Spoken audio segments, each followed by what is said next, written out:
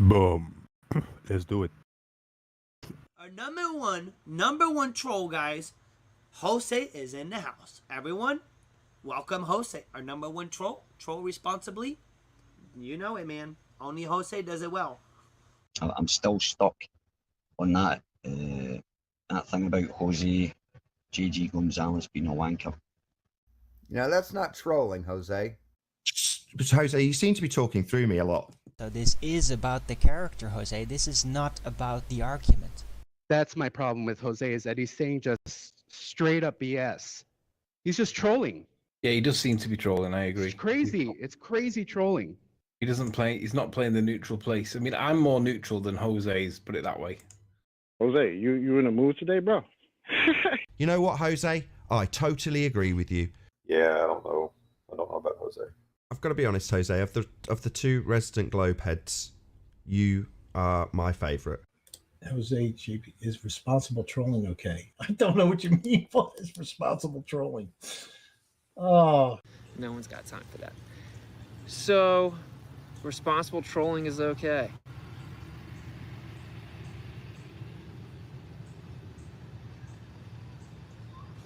All right. Bro.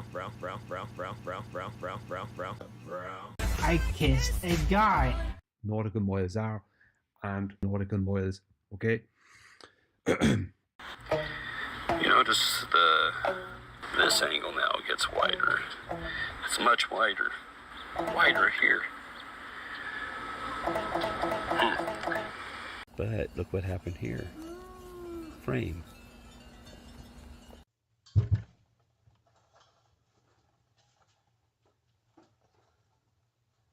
A sextant and a map. And you want to take this one off first. Make sure that valve is good and tight. We could get a little bit of spitfire.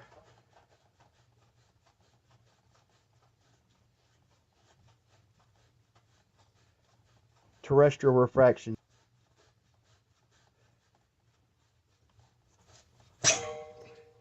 But that's about it.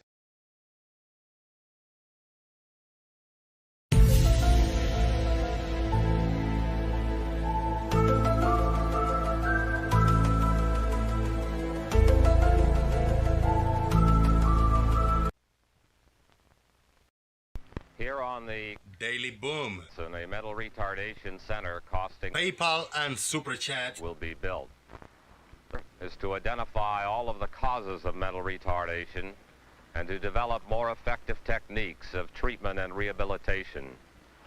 The ability to prevent mental retardation is our ultimate goal.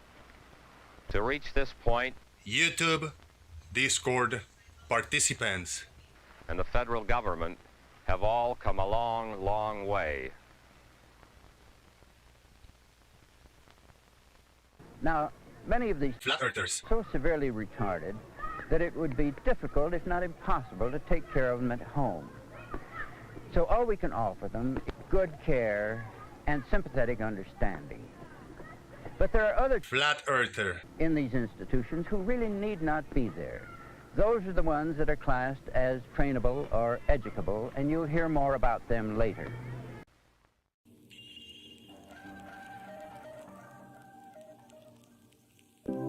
Are we resorting to comedy hour now? Obviously, Gravity, La La Land is reserved for special people that double speak, that say open is closed, closed is open. La La Land, we are in La La Land. Gravity, obviously. La La Land, La La Land, La La Land, we are in La La Land. Gravity, obviously.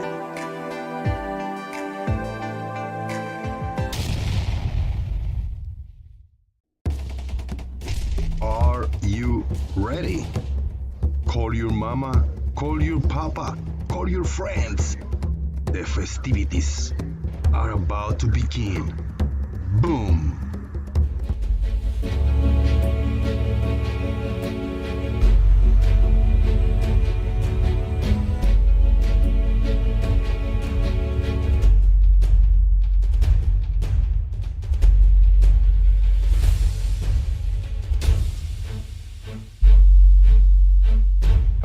This is Barack Obama. You are watching The Daily Boom with my man, Jose JG.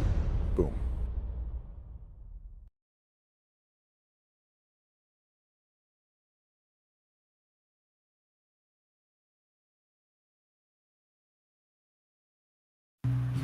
Boom. How about that? What if I tell you that I got a new haircut? Would you believe me if I say that? Thank you very much, everybody. This is Jose JG. Boom. Happy, happy, happy, thrilled, and excited to be here in this, your Friday festivities. Today is Easter Day or something like that. Easter? Something about Easter today. It's Friday, April the 7th of 2023. And I am happy to be here with all of you. We're going to be here hanging out for a few hours. We're going to touch on certain topics that I have come across in the past few days or week or whatever. We're going to have a lot of fun, man. How you like my hair, man? I found it. I found it at home. This is the cable. It's messing it up. It's nice and sweet. Why not? I identify as Jose JG Boom. And I got long gray hair. How you like me now, huh? I might get a haircut like after the intro, really quick. Please hit the like button if you are here watching or you watching recorded and all that good stuff. Hit the like. If you make it more than 5 minutes in the channel, you must hit the like button. Also, if you would like to support the channel, actually, if you don't want to support the channel, but if you want to buy me like a sandwich or something, I will appreciate if you buy me a sandwich. There's a PayPal link where you can support that. It's pinned in the YouTube chat box. There's also a link in the description box where you can buy me a sandwich. Also, click on all the buttons on the description box and do all the shenanigans, man. I believe Jose's got a new haircut. It had to be bad, so he had to hit it with his wig. Hey, shout out to everybody, man. Who do we have here? Lubo in China and your Pick 7 organizer. Oh, there's a fight going on. Who's first and who's second? Mr. Crackle Cat 66, Peter G. Nerd alert, Lubo in China, nerd alert, very, very expert. Stefan Mudd, Steve Wilson. Okay, man, for real, Bob Noodle has passed away, dude. That's rough, man. That's a big news. Well, we're gonna look that up, taking into a serious note first right here, because yeah, that's rough, man. Let me look it up before we go too far, and we shall see, man. There is a screenshot.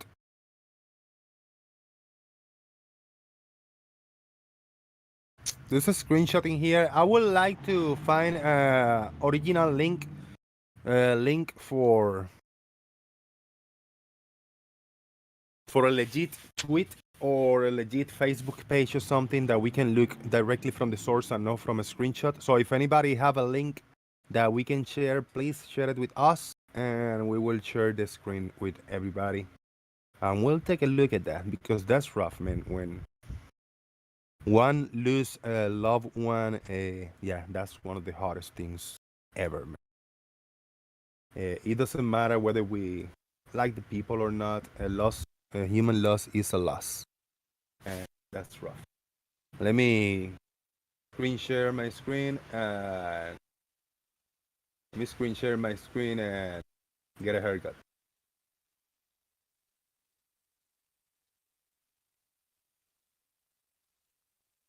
Hey, too soon, nerd alert. Oh no, that wasn't you. Your Pick 7 organizer. Too soon. He was a younger guy. I mean, dude, it's rough. All right, I'm gonna take this on face value, and I'm gonna and I'm gonna believe that Bob Noodle has passed away. My most sincere condolences to Cami, his wife, to his family. I don't know if he had any son and daughter. His family, his close friends, and everybody surrounded him.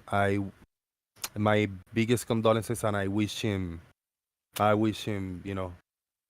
strong, build up and recovery, and life is life, man. We all got our number. You never know when you're gonna get it. Man, that's a rough one. I got a haircut. Here you go, quick haircut. I like it like that. All right, you know what? Let me go to Facebook. They should be in Facebook. They should be on Facebook. So let's find out about what we got. All right, Facebook, and we're gonna search Bob Noodle in his page, and we're gonna share that screen right here. All right, we are on Facebook, and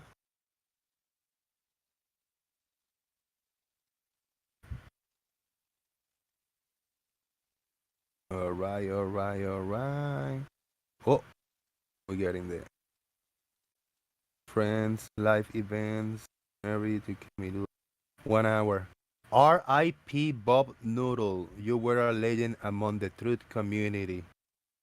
Austin Armstrong posted that. Damn, man. 1 hour ago. R.I.P. to a legend and a true pioneer in the community. We learned a lot from Bob. Damn. Shout out to Bob. He is gone. A little too early, man. 15 degrees, Bob. You will be remembered, brother. When did this happen, bro? I mean, this has to be recently. I haven't heard of this. That's crazy. Man. All right. Well, I'm not keeping up. I'm really not keeping up to what's going on in the daily interwebs.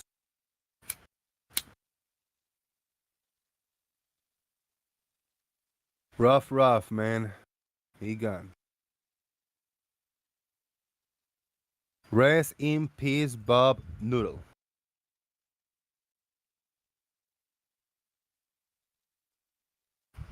Shout out to everybody on YouTube land. Yeah, well, we opened with sad news.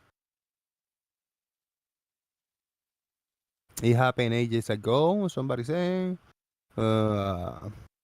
Whatever, whatever the reason of his passing is really not that important. What's important is that he is gone, and yeah, shout out to him, man.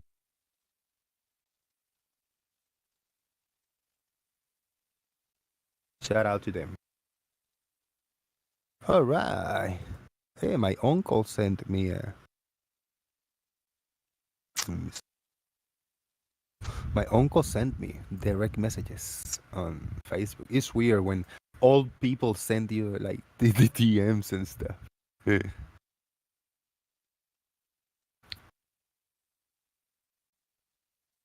I go to Facebook and I lurk from time to time. I haven't been in for a little while. But yeah, I wasn't. I don't think I was friends with him in the Facebook land. So I mean, I wouldn't know.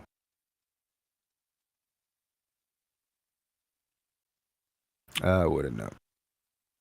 There's some cool videos on Facebook. That's why I lurk and I look at them sometimes, because there's some nice, cool little video clips like this. Are you gonna play or not? It's not gonna play. What the hell? All right, I guess not. Anyways, oh shit! I got my Discord is closed, guys. We are in the Discord YouTube live voice chat. Sorry about that. The Discord server is that daily boom, and you guys are welcome to join. If anybody over here on the chat box have any information about the passing of Bob Super Noodle Doodle, join us and let us know what you know. When did this happen? I guess, I mean, last night, yesterday, because they've been posting for a few hours now. Oh, that's rough, man. I mean, I don't. It doesn't shock me in a level because I wasn't a personal friend of his. I wasn't a follower of his channel. I wasn't, I just knew him via the YouTube and the memes, and I know who he is. Big person over here in the community. But as for shocking value, yeah, it's shocking in a way, but it doesn't affect me, like physically or emotionally. It really, I don't know, it doesn't affect me at all.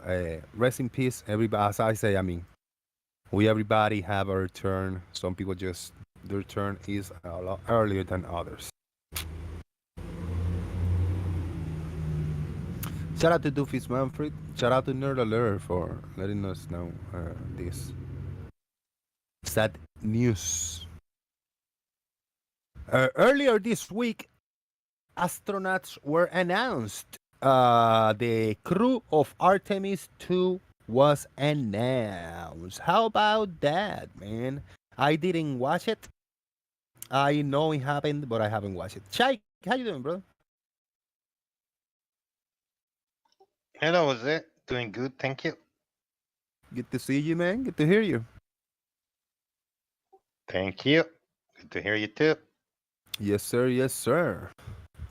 What do you know about this Artemis 2 crew? Have you heard any of it? Nope.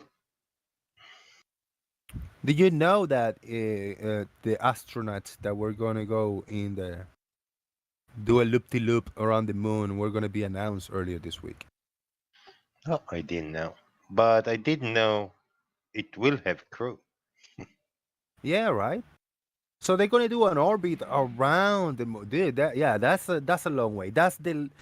So this, if Artemis 2 happens, whenever it happens, if it happens, will be the furthest that human beings have been away from Earth since the early 70s. I think that's a fact, right? That we can agree with.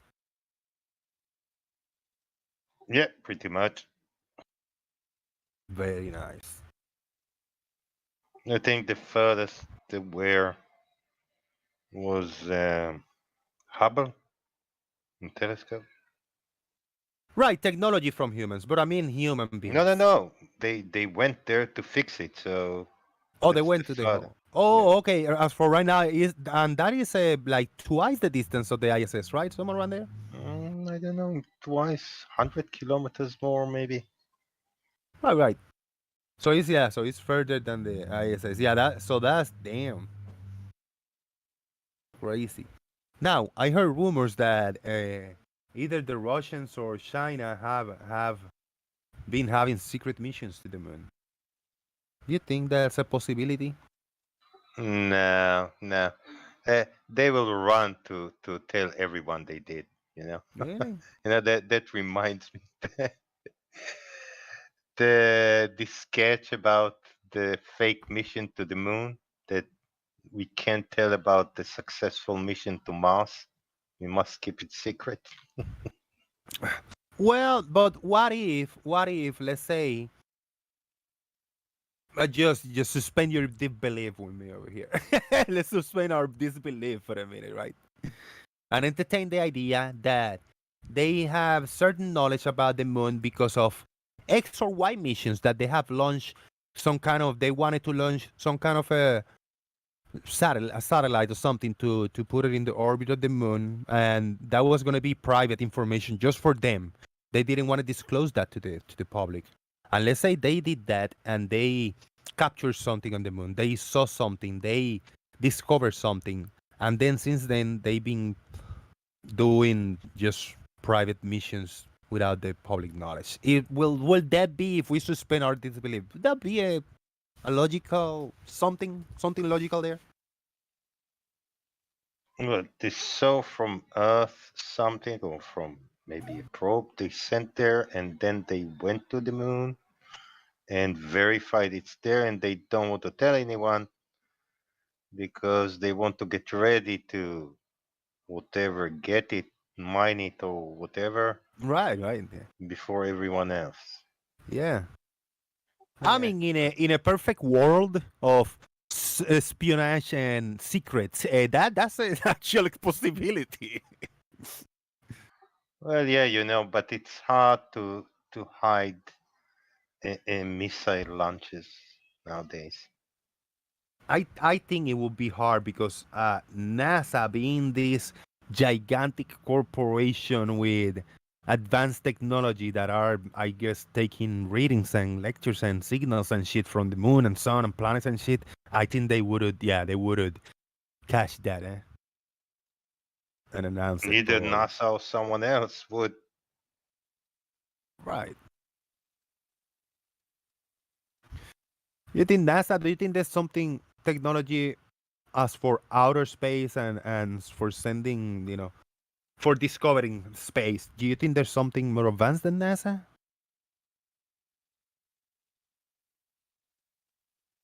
I have no idea. Probably not. Yeah, I don't think so, man. I think the budget is helping NASA. The budget they have, they are able to keep up with the technology and advancing it.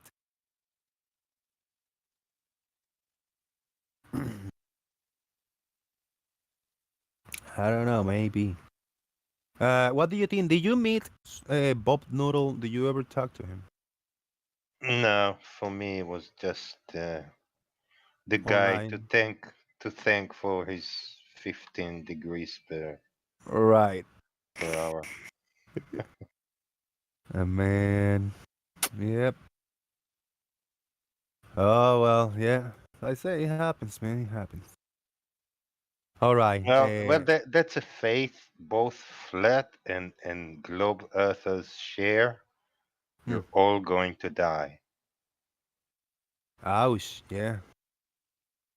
Oh, that's true. That is true. Thank you everybody for watching. Now there is 24 people. Let's go ahead and hit the like button. We're gonna share the crew, the Artemis 2 crew. I'm about to share that, and we'll find around some news that that are of interest or at least look interesting. But I please encourage you to hit the like and please support. Yeah, I haven't been online, but please buy me a sandwich. That's why, because I haven't been online, I haven't made any money. So if you wanna support and give me a few dollars, it's on PayPal. Link is up there somewhere. Type the name that you are using on YouTube so I can give you a proper shout out. And if you wanna send PayPal me anonymous, don't put a name. If I don't recognize your real name versus your username, your name will not be mentioned. But shut up, man. Thanks, Bob. Are you watching my screen share? I found a timestamp over here where they announce the crew. We're gonna take a look at this and see what's going on with this announcement of the Artemis 2 crew back to the moon. Like they're gonna be cruising. Hold on. Open it. They'll be cruising over there. Let's see. Let me test the audio and the visuals. She's an engineer who got her start at Goddard and is no stranger to breaking records, logging the longest continuous space flight ever by a woman, your mission specialist, Christina Hammett-Koch. Damn, that's the first announcement. A woman. Christina Hammercock. What? Cock.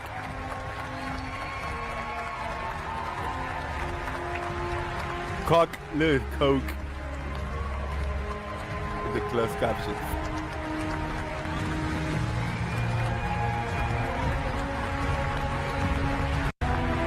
Okay, let's see who's next. Science in physics. Oh, hold on. Okay, here we go. He is a Master of Science in Physics, an F-18 pilot, and a Canadian astronaut. Your mission specialist, Jeremy Hansen. Uh-oh. Is this a brother of Chris Hansen? Like, why don't you have a seat over here for me?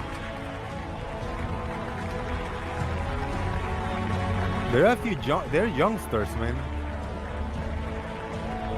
The lady is not that young.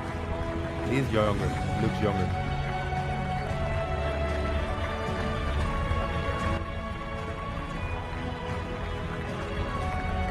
All right. They don't say names, right? They don't use. I mean, they don't use their ages, huh? Okay, next. How many people is gonna go here? He's a naval aviator and test pilot that's flown over 40 different aircraft. Most recently, the first operational commercial crew mission. Your Artemis II pilot, Victor Glover. Victor Glover, the brother of Danny Glover. I thought he was black and he is black. Shout out to Victor Glover. That's not racist. Glover is, we know who Danny Glover is. I know. Shout out to Farmer's Boy. All right. We got a woman, we got a white dude and a black dude. Okay, that's getting diverse. We're gonna get a drag queen over there too? No, don't tell me that. The fourth, right. He's a decorated naval aviator, test pilot, and leader of the highest character. Your Artemis II commander, Reed Wiseman. Reed Richards! Oh no, Whiteman. Okay, damn it. I'm getting everybody confused. Who's that lady? Sigourney Weaver? I No. forgot her name. If only. Sorry. Okay, we got, is that it? 4 people? We got more? No, that's it. It's 4. Man, oh man. Look at that team. Look at Your it. Artemis II crew. I think we got a. I think. All right, let me show him. There you go. Close. So is this 1, 2, 3, and 4. Yes. All right. So I'm gonna say we have a woman, we have a man, we have a biological woman, a biological man, we have a black dude, and we got this guy, which is gender neutral, probably. So we got everything there. Going for us. No, Go ahead, brother. What's up? I think he's a bloke. Okay. The woman is no surprise because I think she pretty much holds the record for the longest, single stint on the ISS. She was up there for nearly a year. Yeah, Christina Koch or Koch, Applegate, however you pronounce it. Sorry. And I will make a prediction now. When they actually get around to Artemis 3 and they land somebody on the moon, I'm predicting she'll be one of them. All right. I'll damn near put money on her being one of the first people to set foot back on the moon. Right. But yeah. Chai, what do you think No, about the diversity? Well, you said he's gender neutral. Well, he's probably a Jew by his. Jew by I blood. No, he's Weissman, so he's Oh, probably a Jew. So, and I wanted to ask: does anyone know who of them is a Jesuit and who of them is a Freemason? Those things are very important. They are all Masons. There's one Jesuit, one Illuminati, one Republican, and one Democrat. They're American, bro. Oh, it's a Canadian. Don't forget. Oh, the Canadian is the Illuminati. Then that sees no race or color or nationality. Yeah, they got. It cracks me up that everyone's so confused, so mad that one man's African American and there's a woman and a Canadian. Right. No, it's diverse. Yeah, shout out to them. Hey, don't forget that the guy in charge though is still a white male, as it should be, right? Yeah, they should have put two ladies up there. I mean, just my opinion, but one is okay. I mean, yeah. You see now, back in the days, you had to choose the best man for the mission. That was easy. Today it's not easy. It's not the best man for the mission. You have to choose a woman. You have to choose a color guy. You have Right, to right. choose a Jew. You What you cannot gonna do? say. Yeah, you gotta stop Is one saying of the them best actually man. Jewish? Yeah, you gotta stop saying the best man for the mission. You gotta say the best person for the mission Yes. because we are all Is people. one of the guys actually Jewish? I don't I don't think know. so. I don't know. We're He just said trolling. Wiseman. Wiseman is his man. So Yeah. He's yeah, I know. That's weird. The Well, introduction. I'm just looking at its Wikipedia page, but it doesn't mention anything about a religion. The guy that looks younger than Christine is 44 and the younger looking dude is 47, so he's older. Now this black dude, he could be from the range of 20 to 60. Who knows? I mean, you can't tell with black people. That's fucking racist, Jose. Sorry, it's just a joke. Say, did they get a spick too, Joe Jose, or not? Or you guys I'm still sorry? angry? Did they get someone who's grief, you Hispanic too, or guys. No, they didn't. the Yeah. hell? Hey, shut up. What's up, Hannah? they should have gotten a hell are Puerto you Rican doing? there, huh? There A There Jew, was on a the Puerto moon. Rican dude. a There was a Puerto colored Rican guy? dude. Yeah, the hell? black dude. I'm just trolling responsibly. I'm not racist. I Responsible? promise. You racist, sexist? What other little I shit know, are you right? going to do today? Oh, I feel in the mood of trolling responsibly today. He's I, leftist, he's rightist, he's I whatever. like the fact that I think you pointed out to me that Captain America's outfit is actually Captain Puerto Rico because he's only got one star. I did. I'm telling you, that's true. No, there's a Puerto Rican guy that's been in the ISS many years ago, but yeah, he's representing. He got the flag in the ISS in the cupola, and he got little flags representing and shit. Really cool stuff. Shout out to Sean Smith, the big $10 super chat. It's Friday. The festivities are on full gear. Woohoo! It's Good Friday. Yes, there is an extra festivity here. Let me just blow this. It's my birthday. Oh, happy birthday, Farmers Boy. That came too quick. Do you have two birthdays a year? No, only the one, thankfully. Okay. One does me fine, and it just happens that this year my birthday's on Good Friday, so. Yeah, I don't get. Shout out to Tony V, $5 super chat. Thank you very much. Hey, join us, guys. We are in the Discord server, Daily Boom. Hannah, I don't get offended by those, these terms and all that shit. Is bullshit to me. It's all right. I heard you say speak, and people like Spanish people or whatever, they feel so offended by the term, which might be offensive, but not to me. I don't care. Wetback. Yeah, I know. I'm telling you, I'll take it. I love when people call Puerto Ricans wetbacks. It's like, well, it's salt water, but okay. And it's quite a Yeah, way. yeah, I know. It's a really long swim. And then they call Puerto Ricans where that we are like Commonwealth with the United States. Like when we're born in Puerto Rico, even if we never step foot out of Puerto Rico, we are still American citizens. Like we are considered American citizens. I love that, man. People just don't get it. no, that's But it's all right. It's Hawaii now. Yeah, it's Hawaii too. Yeah, cool. Yeah.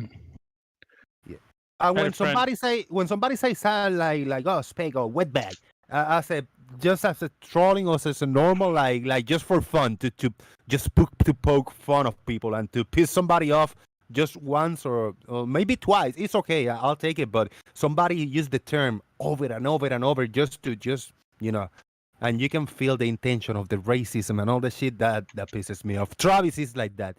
Travis Band guy, he just went full on racist and calling me, using terms like racist terms towards me. Montreal too. Yes. Oh, I Yeah, they'll go. Yeah. He's Yes, Canadian. How can he can't be racist? He's Canadian. They're good people. Right. Hey, look, there's exceptions to every rule. Come on.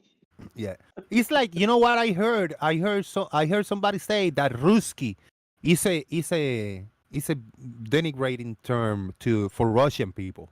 Ruski, Really? but I think Ruski means Russian. Ruski. That means like it's a Russian, like hey dude, like bro, like it's like a saying. So I really don't know. I just called a guy. I said, "Where you from?" He said, "Oh, so where's your accent from?" "Oh, I'm Russian." So, "Oh, you're Ruski, my brother." It's like he laughed a little bit and he shook my hand. But I don't think. I hope I didn't offend him. Apparently, it is considered an ethnic slur for Russians.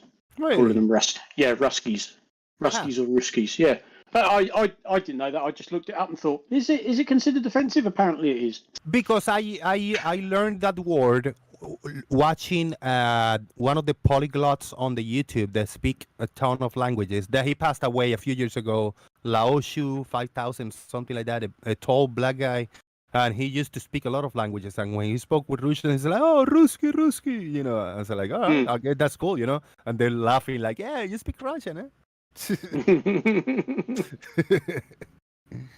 Oh man. Shout out to Stingray, Pain as a Shield, Hannah, Farmer's Boy, and Chike. Stingray, what's going on, man? Not a lot, just speaker hunting, so I thought I'd just join and browse. What do you think about the team assembled to go and cruise around the moon when it happens, if it happens? Not heard about it until right this second. Is that what was just posted in the Daily Boom? Yes, these four people have been chosen to go to the moon. We have one white American guy. We have one African American guy, a black guy. We have one Canadian guy and an American lady. Lady. Yeah, I mean, yeah, they all look fine. The only question I'd ask is, why are they all looking in very fucking different directions? And that'll be it. Oh man! I tell a lie. The colored guy and the woman, they're kind of looking at the camera, but the other two were just like wandering off somewhere else. Yeah. They were lost. Yeah, the two stereotypical white guys are just fucking bonkers, looking off in random directions. Well, you know, the Canadian guy's got to be looking around and finding there's Tim Hortons, you know. And then I don't know. Yeah, everyone's so upset at this. The fact that one's a woman and one's a black guy. Nobody's upset that one. Yeah. No. And no one's upset that one of them's a Canadian, for fuck's sake. Wait a minute. I think I'm with Farmers on this one. Have you got evidence that people are upset at that? Because no one's upset at that as far as I know. I mean, Christina was a shoo-in, given her experience, and you just know that if they're sending 4 people on the Artemis 2 mission, they're not all going to be white men. It's just not going to happen in this day and age. They've got boxes to tick. So you knew that at least one of them was going to be a woman, and the chances were it was going to be Christina because of her experience. And you just know straight away that there's 3 left. One of them's got to be black. You know. You picking beef with Hannah. Boxes to tick? Oh God, yes. That's why they picked her, because she's a box to tick? No. It's not why they picked her. What you just said. They weren't going to send 4 white blokes. They picked Victor because he's a box to tick. He's a fucking astronaut. Yes. Yes, and he's black. Box ticked. So, big fucking deal. No, I couldn't give a shit. I really don't care. I'm not the one. I'm not complaining or protesting about it. You just look at him and go, yeah, that's fair enough. Whatever. They're 4 astronauts. But you sort of look. They're sending 4. The first manned mission back to the moon in 50+ years, and you know straight away they're not going to pick 4 ex-military white guys. Because that's just never going to happen. Not in this day. Christina's more qualified. The argument is just this: is in this day and age, and I'm not saying this is the case here. I have no evidence of that, but in this day and age, just like corporations and inclusion and all this virtue signaling, the best people for the job might not necessarily be the ones that are picked for inclusion reasons and for optics. And that's the same in a lot of, a hell of a lot of situations. I'm not saying it is with this, but you can't be out of place for thinking that it could be. You know, we do make up 51% of the fucking population, right? We're not like a little minority that we're being picked. That's not what I said. What I said was entirely not that. But if we were to play statistics, do you know the statistics of how many people are in the NASA program, how many are men and women, and then out of that 51% of the population, how many women are in STEM fields or the military, and then get those ratios and shove the probabilities in there, you come up with a lot less figure than 51%. Again, I'm not saying she's not best for that.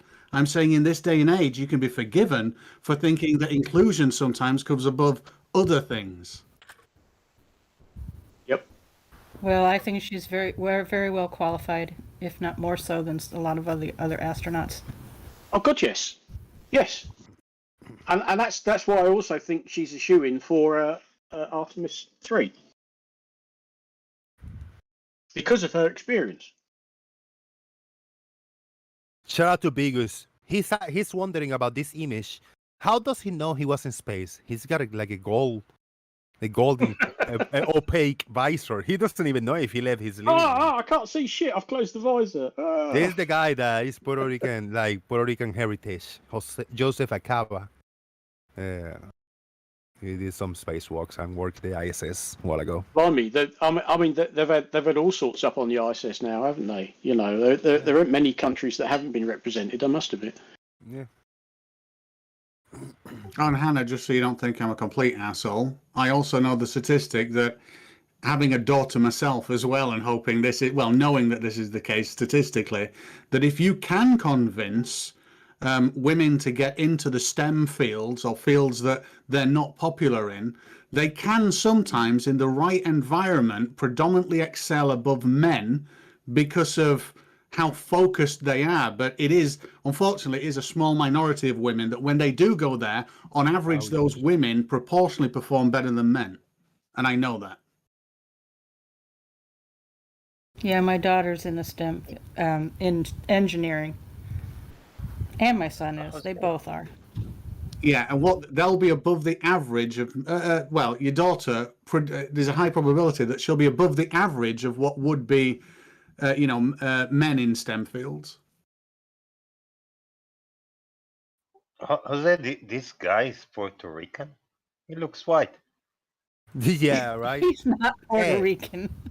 Hey, we got all kinds of colors, man. We got all kinds of colors in Puerto Rico. White, black, That's pink, red, all kinds of stuff. Wait a minute, can you Well, Jose, don't you have like green eyes? Yeah, green eyes. There's a lot of green eyes in Puerto Rico. Sorry. In that image, I've just thought to myself, because I've done a fair bit of photography. As a photographer, how would I frame that image? How would I get that sort of like image? And the only thing that I could come up with is to say to everybody, right, everybody, this is a chin contest. The strongest chin is going to stand out here. Go. Yeah. So this guy, Joseph Acaba, the first Puerto Rican in space. So he's Puerto Rican heritage. Let me Google him. Joseph Acaba. Oh, I heard you talking about Christina Koch. I hope you don't mind me going back to that. Yeah, Christina Koch. She's probably in fact, she is the most qualified engineer actually on that flight. In fact, she's probably one of the most qualified engineers out of the current astronaut corps at this moment in time. She's got a Bachelor of Science degree in Electrical Engineering and Physics, and a Master's of Science in Electrical Engineering as well. So yeah, she's highly qualified. She's had 2 flights to the ISS, covering 3 expeditions. So in her own right, she's a experienced, highly qualified astronaut. Without a shadow of a doubt. This guy. Oh, come on, Matt. She's just there because they needed to tick a box. Oh, for fuck's sake! This guy is Puerto Rican heritage. We're like into topics. Go. Well, I mean, so be it. I mean, if she's there to tick a box, it's just a big box to tick. If you ask me, she's more than qualified to do it than a lot of other male astronauts. If I wanted an engineer, actually, out of all of them, she probably who I'd pick. To be fair, she was one. She was on that first all-female spacewalk, wasn't she? I can't remember the name of the. I can't remember the name of the other one though. I can't either. But she has apparently spent 328 days, 13 hours and 58 minutes in space. Yeah, the longest female in space so far. That's in the ISS, I guess. Yeah. So ISS, yeah. Yeah. So a lot of experience. Oh, she's only a youngster. She's only 44. Do you call that young, Hannah? Do you call that young? 44. Damn. She's the youngest one on the team there. Yeah, You had her oldest. No, Hannah. Do you call 44 young? That's the question. I call it young. Yeah, of course. Especially for an astronaut. I mean, if you want to tick a box for somebody who's a token, you could strictly say that perhaps the Canadian is really as a token Canadian astronaut on that flight. To be honest with you, he's a fairly new astronaut. It's his first time going to be going to space as well. I'm not saying he's not qualified, and there's nothing wrong with him, but they just wanted a Canadian. Right, that's the one we should really be upset about. Right, exactly. Fucking Canadian on an American project, for fuck's sake. That's what you should really. I mean, it's not a foreigner. That's a shill. I never said that. You said that. Remember? I know. I said that. Yes, I said that. That's the one people should really be upset about. They're saying a Canuck, eh? Yeah, exactly. Eh? What's that all about? Eh? You'll be the first non-American to be to the moon. Well, what they do is if anything goes wrong, they'll blame the Canadian. Blame the Canadian. You just say, sorry about that. Sorry about that, eh? Sorry, eh? Sorry, yep, sorry. Who told you to stir the tanks, eh? What? Exactly. That wasn't your job. Sorry. These guys will actually go man. further away from the Earth than anybody else on this orbit because they're going to go beyond the moon on the orbit. They've come up with a different, like the Artemis 1. I don't think they'll be doing the full Artemis 1 most, but they will be going further. And to think about it as well, there's obviously the only times that human beings have orbited the Earth has been 3 people. This time it's 4. This time it's 4. Right? I mean, it's interesting. I mean, how will now that Bob Nodella's gone, who's going to lead the charge on this? I mean, Well, it's either going to be it's going to be Jaren, isn't it? Look at that. I like this. The representation on the SS when this dude was there. He's proud. Whoever is either Puerto Rican or have Puerto Rican heritage, we're proud of the flag because it's so easy. It's very United States flag, just with the 3 red stripes on the 1 star instead of that couple stars and that many stripes. It's the lazy US flag, isn't it? Yeah. I know. I like it. We can't be asked for anything else. That'll do. I always got it confused with the Cuban flag because the colors are reversed on the Cuban flag. Yes. Unless then someone told me. Then someone told me look for the American flag with only 1 star, and the other one that's not the American flag. That's the Cuban flag. Yeah. And then look at my door. Look what I did to my door. There you go. Right Yeah, that's it. I mean, it's awesome. Yeah, the Cuban flag's got the red triangle and the blue stripes. Yeah. And so they said, I mean, the American flag has got red stripes. Puerto Rico is part of the United States, kind of. So they got the red stripes too in the blue field. All right, for very quickly before I turn off my camera again, let's get the squeaky represent. Squeaky. Yeah, squeaky represent. Oh, you got a frog in there. You get frogs. Many frogs. There's a frog family. There we go. Oh, listen to that. It's a good squeak today. Very good squeak. You would ruin your rep if you got some WD-40 there. That would ruin your whole thing.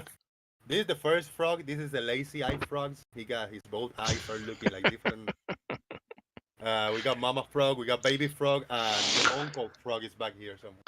It's a bit cramped in there for the whole family. Yeah, but Squeaky Earth is populated by frogs. Hashtag save the frogs. That's like Mars is entirely inhabited by alien robots. Yes. Well, robots. Well, they're not native to Mars, so they're aliens, right? Well, are they aliens? They came from here. Well, they're alien to Mars.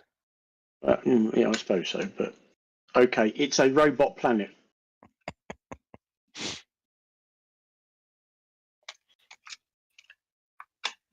There are, besides that, I watched, no, I didn't watch. I saw that there was a live stream. I think it was last night of Robin. Kind of. You're a bit far away from your microphone, Jose, I think. Oh, yeah, I can hardly hear you, Jose. Sorry. Bless you to the what? Sorry, there was a rocket launch from NASA, but when I clicked on it, it was actually SpaceX launching it. So what's going on there? What's this association, SpaceX and NASA? I think they were performing a launch. Were they performing a launch for NASA? I didn't watch it. There's just so many bloody SpaceX launches now. Just like, yeah, whatever. Another one. Another one. I'll just go back and say how good was the landing? Oh, they nailed it. Okay, that's fine. Yeah. Last night was a communication satellite. Another one. So there was a launch. Yeah. It was like Oh, 1 in hey. the morning U.S. time, East Coast time. Hey, we launched the satellite too. I don't know, yesterday, today. Who's we? Yeah, who's we? Who's what, we? What is it? Chike and a couple other guys or something? Is that what you're saying? No. Some guys in Israel launched. Oh, okay. Well, it wasn't a satellite. It was just a missile they pointed at Palestine, but it just went a bit higher than planned. You know. Yeah, this one at nighttime. Again, they did it at nighttime. What's going on? Oh, no, we thought, sod it. It looks pretty at night. Let's do it at night. These people, man, they can get. Personally, I like the ones during the daytime because at nighttime the recovery looks. Yeah, you don't see anything. Yeah, that's. Yeah, that's true. That's just me, but. Well, I like it whether it's either dawn or dusk. You get some really good effects from the exhaust and stuff like that. It's really nice. That's true. That's true. Yeah, you get to show that the Earth's a globe sometimes, because they'll be dark and then suddenly they'll be light.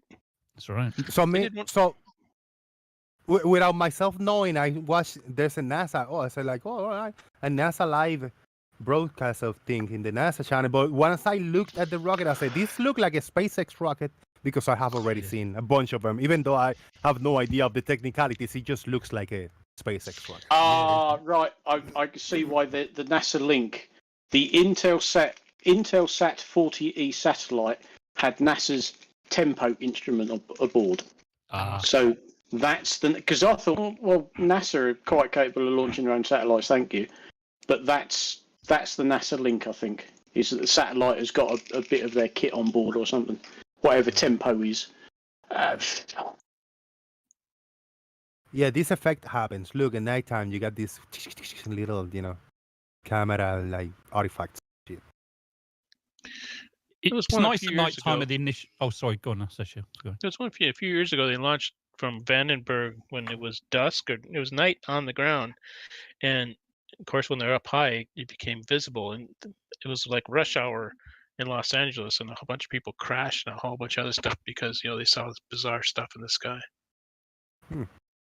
Well, it's impressive when you forget how high up these things are. I've watched an ISS transit over my house, and it was one of those where you got to see it twice in one night. You just went out 90 minutes later and watched it again.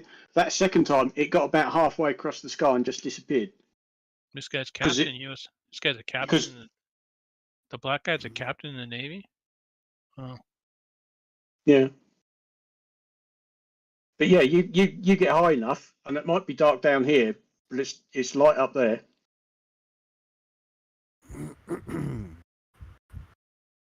Tempo, the Tropospheric Commission's monitoring of pollution. So explain me something, right? We got NASA, this gigantic multi-billion-dollar whatever corporation, place, this NASA multi-billion-dollar place, and then they go like, hey, Elon, we got a satellite, you wanna give us a hand and we wanna launch it in one of your rockets. Is that how it works? Like, what's going on? We're gonna pay you, I don't know, $10-20 million to put our satellites. They contract them, yeah. Yep. Okay. I mean, NASA have kind of switched to more reliance on commercial programs, not just for crewed or, going to the ISS and things like that, but all kinds of other things. It's everything else to go with it as well. It's all part and parcel. It is the commercial sort of program for NASA, rather than using their own launch facilities and launch rockets and stuff. Can I present something to the panel to get their opinion? Because I haven't heard this before as an argument point. Yeah. Let me hold on. I'm gonna pause this right here. We'll play it later. All right. Let me stop screen sharing, and we can. Yeah. You can have the floor. I'll present you. Yeah, so I don't think I've heard this before, but I took. So let me know when you're sharing me, Jose. You are up. Okay, so there's an interesting prediction about a curved ocean and a flat ocean. Oh yeah. The prediction is quite simple. On a curved ocean, the actual reflection will disappear first before the object it's reflecting. So let's take the sun, for example. This is, I mean, I haven't got undulation in the ocean here. This might be scattered and all over the place. But it would definitively have no highlights and reflection when it's very close to the ocean like this and then disappear. And that's this big curving body of water. However, on a flat body of water, if something sank below in your vision, it would just create a perfect reflection like this, if it was a small body of water with no curvature. And then I'm going to share something else. But you're going to reshare the screen, right? Yeah. So then we go away and we have a look at reality and see what happens in reality given the two predictions. And it's not something I've actually thought of before, but you can see here that the reflection actually disappears long before the actual sun itself. So here we have the reflection distorted, and then we have nothing. We've got only glare, and it's actually gone because the ocean is curving. And it's the same on other time-lapse sunsets that you get.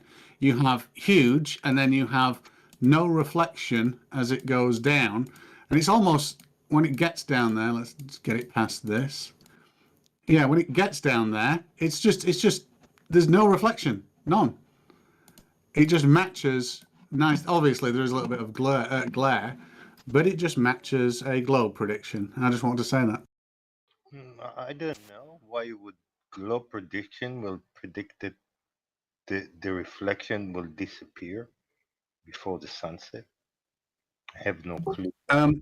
The normal direction of the surface, so the incident angle of the surface that's curving, means that at the extent when you're at the horizon, you can still see an object well beyond where the incidence angle from your eyes to that horizon actually hits above. So on a curved surface, you wouldn't see a reflection of that because you'd have to be higher and look further down. Carlos is here. Higher and look further down. Why? We Oh my lost your God, audio Carlos. a little bit. Lost your audio a little Where bit you there. been? Anyway. What's up, man? Anyway, those pictures we saw, they had waves in them.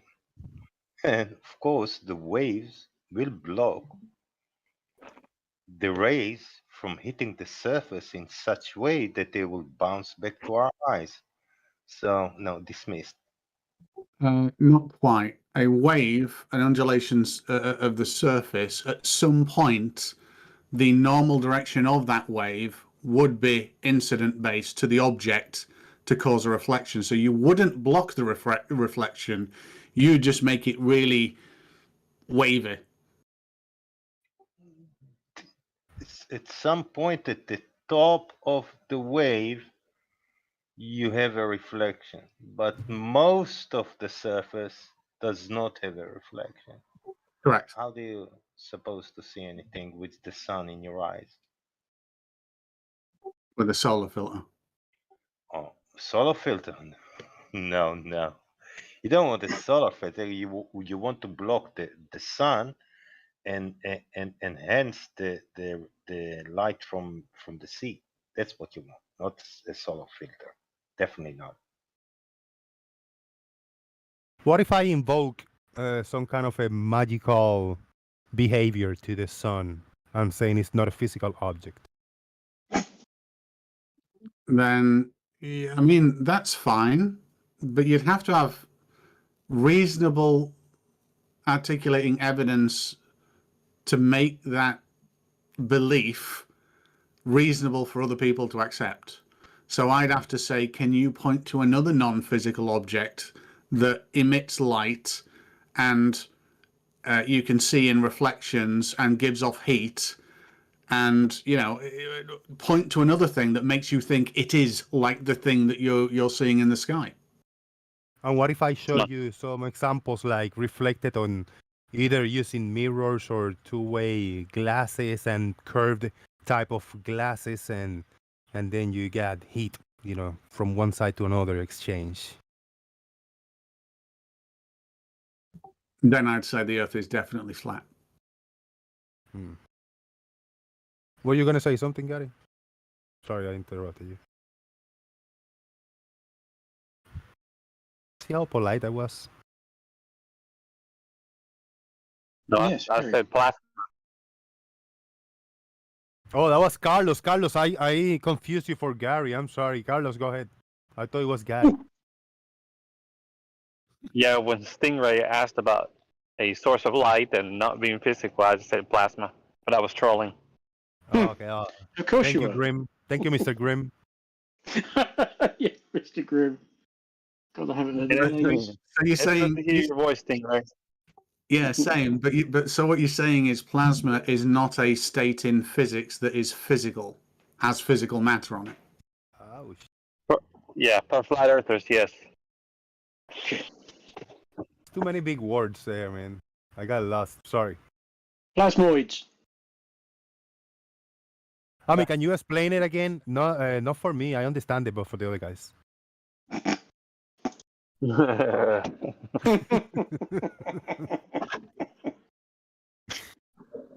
Oh, dude, that's so flat Earth. Yeah, of course I understand it. Go on, explain it then.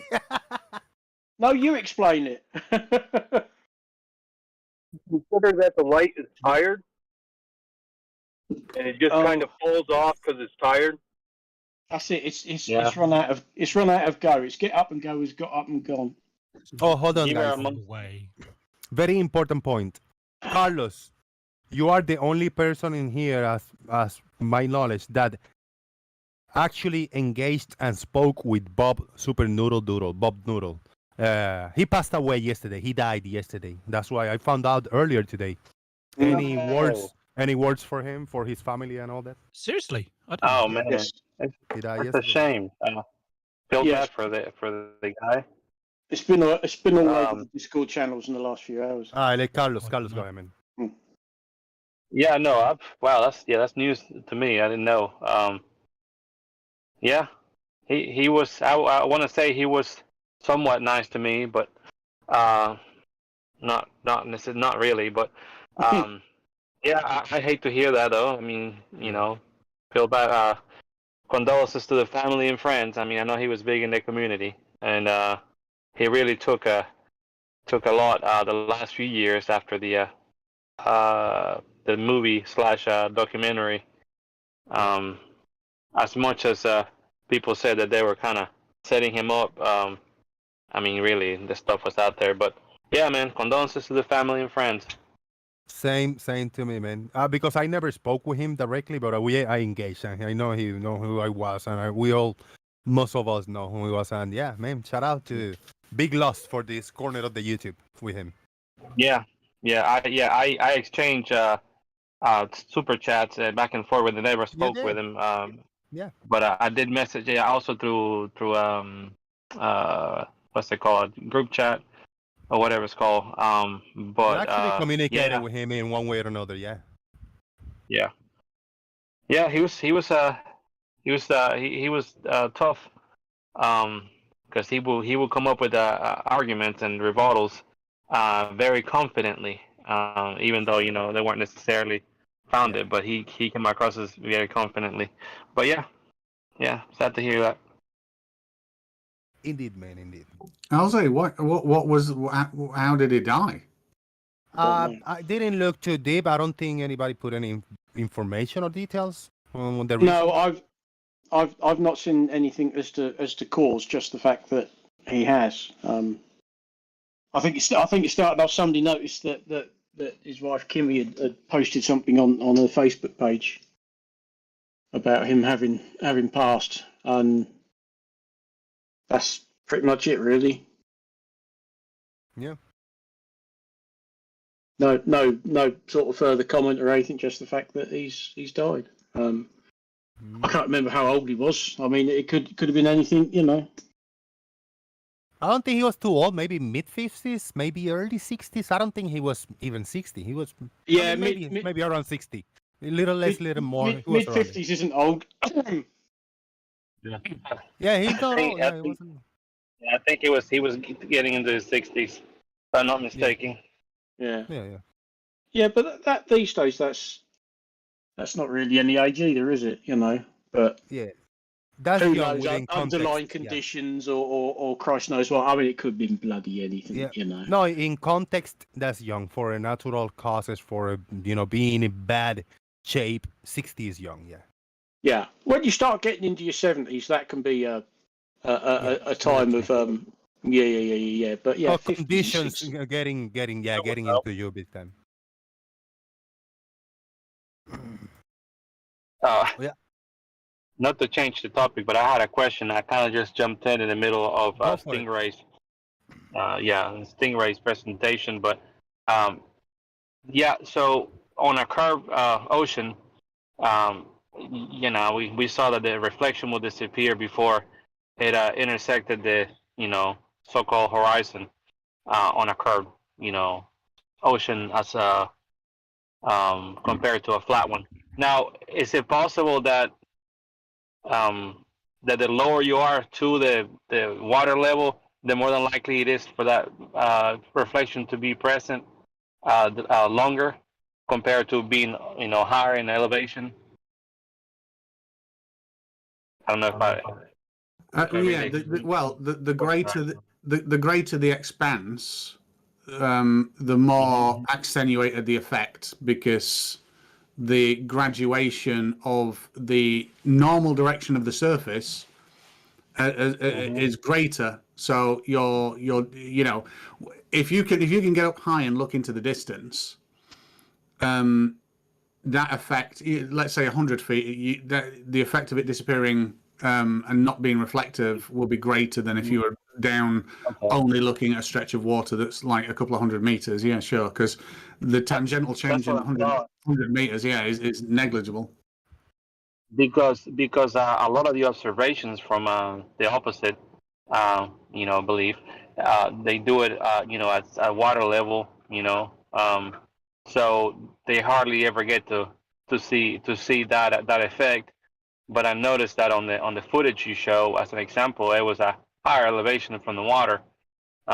So Yeah, I mean, straight away, if the water was flat anyway, the sun's going into the water, so that's obviously quite a much bigger problem than the fact that you're missing a reflection. It's that the oceans are going to boil in the next couple of hours. Well, they also think that the sun goes inside the clouds, but yeah. Anyway, interesting.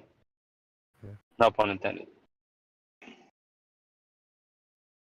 Yeah, there's one image that Lubo posted over here. Two images. One of the sun a little higher, and we can see kind of the reflection over here, and the other image is with the sun like touching the horizon with a slight effect over here of a mirroring, like very close in the horizon, but there's no reflection here. So you got that. It happens in reality. It's not something that Stingray just made up, or did you, Stingray? I can make something up, and it can also happen in reality. That's not mutually exclusive. Okay, I was gonna go there. Yeah, better. Well, it's better explained. Sorry, Carlos, over there. Remember, I said he made up pushytrons, or I don't know what they were called. Is that what they're called? Yeah, and people, I mean, it was, but I mean, that wasn't I just named that. It's actually, what is it? A French physicist, Leclerc's theory of gravitation, whereby the postulation was that you have gravitational shade and force particles emitted in every direction from everywhere, and the gravitational shade is actually matter. So imagine light emitting from everywhere. You can shade areas by putting two dense materials quite close together, and the shade between them creates less of that pushing force. But they've still got a uniform pushing force from the outside, therefore we see it as being attracted. And I thought, yeah, I can make flat Earth work with this. I'm pretty sure I can. You convinced a lot of people in that debate that you were a flat earther. I still don't know why no flat earthers thought, hey, this positron seemed like a good idea, because you can still have what your globers say is gravity, and all the maths still work. The only time that the maths wouldn't work is at the outer edge, which no one's ever got to yet. Do I need math in order to explain phenomena? Depends what phenomena you're trying to. Does it require math at all? Who the heck is Matt? Mathematics. Does it require numbers, mathematics, equations? Does Matt have a PhD? I have a question. Why would the force will reduce proportional to the square root of the distance? Why would that happen? If the positron, the shade is shade, that's it. The force is the same all the time. No, because the positron, imagine a spherical object, and it's at complete equilibrium because the force particles emitted from everywhere, let's call it space-time fabric or whatever, are hitting the mass and exerting a force on that mass or through that mass. Now, that mass is also blocking those positrons, that force gets exerted on that mass, but it's a uniform force, it's at equilibrium. Now, if you duplicate that, let's say, lead sphere, and move it to the right, now what you've got is all the positrons from the right that are exerting like lateral force towards the other mass are blocked by the first mass, which means there's no equilibrium on the second mass or the first from the opposing directions, which causes an attraction.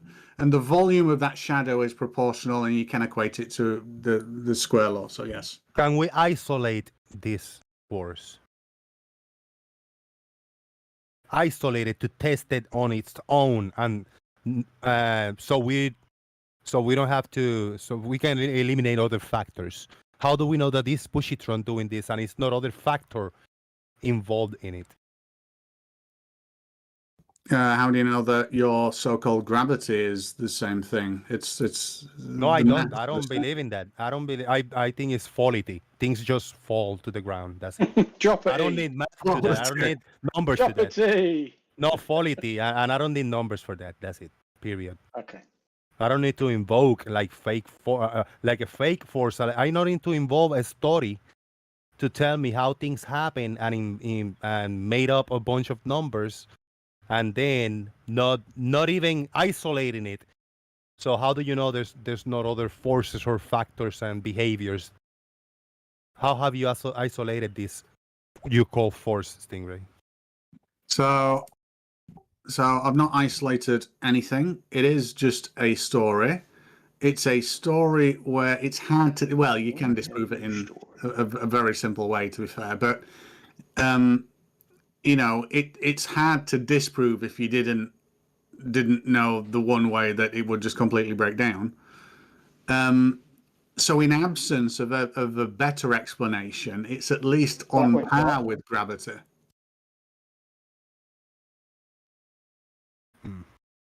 But a theory is just the best explanation. If someone has a better, if someone has a better explanation, if someone has a better explanation, Jose, put it forward and see how it stacks up.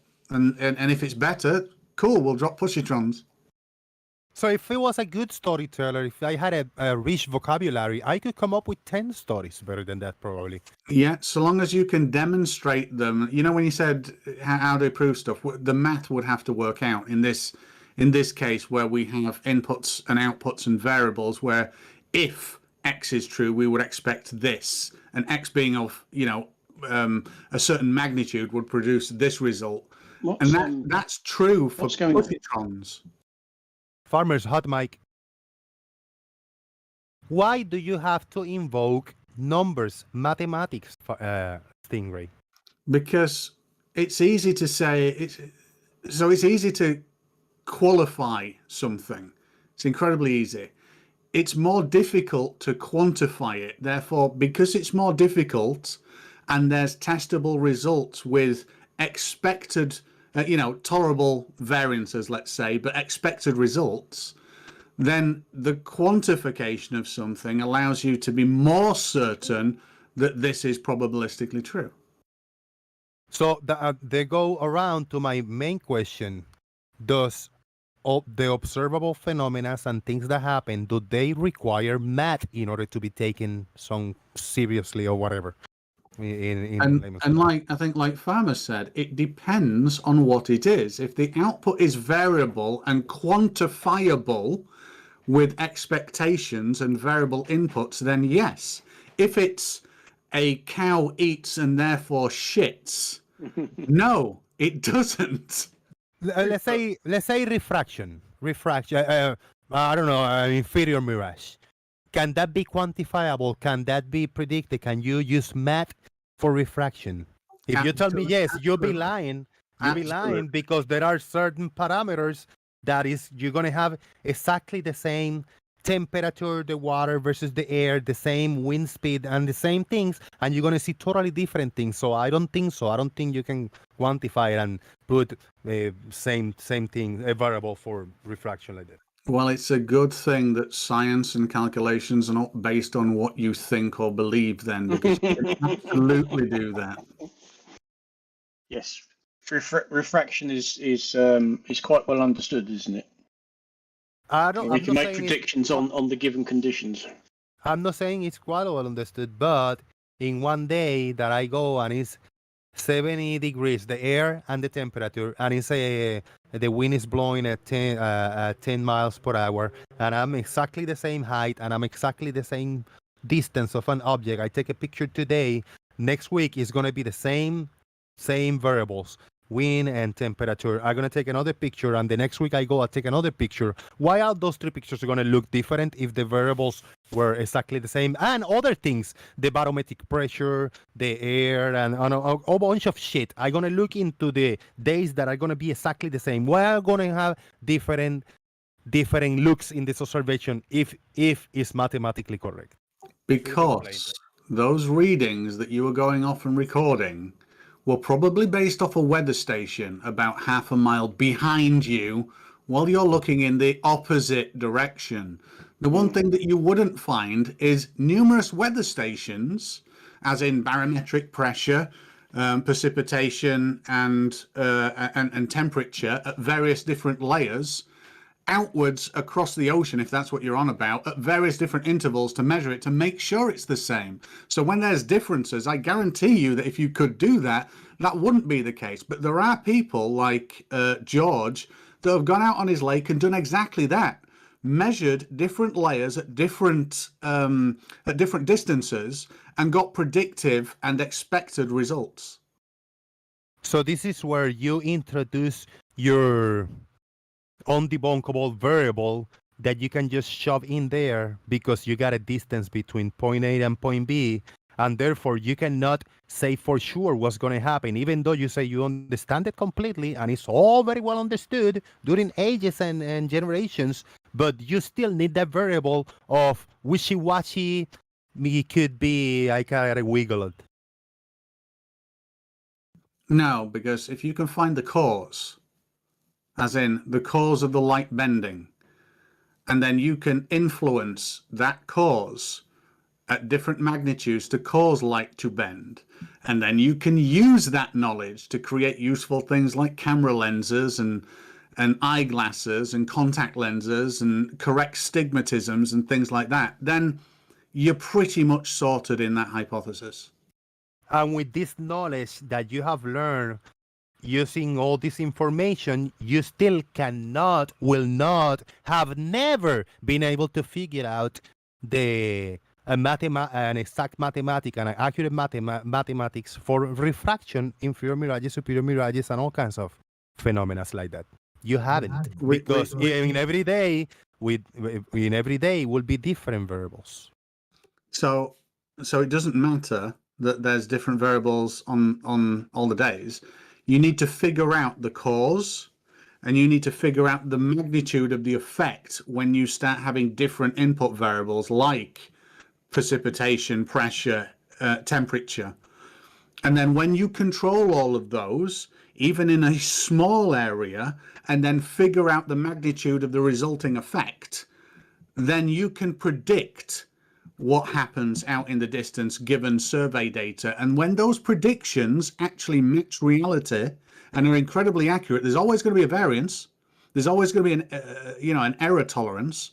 But when they match and you think, holy shit, yes, and you can predict it to, let's say, 95%. Yeah, sure, that 5%, God could be there taking the piss out of you and just creating these effects and making it true, or imaginary pixies or something like that. You'll never know for 100%. But for 99.9% and the fact that you use it in everyday life, yes. And we can simulate this as well. It's just very computationally expensive. Thank you very much. Thoughts? Anybody? Yeah, what? Thoughts? No. What? Other than this glass is getting empty, no.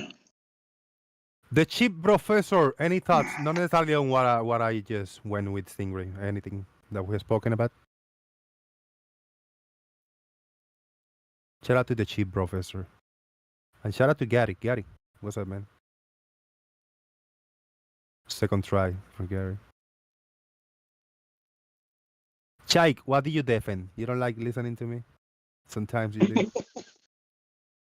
Earth is Live is in the house, just listening. It's actually not that early for Earth is Live. It's early, but it's not like 2, 3, or 4 in the morning. I think it's early, like maybe 8, 9 in the morning. I'm not sure.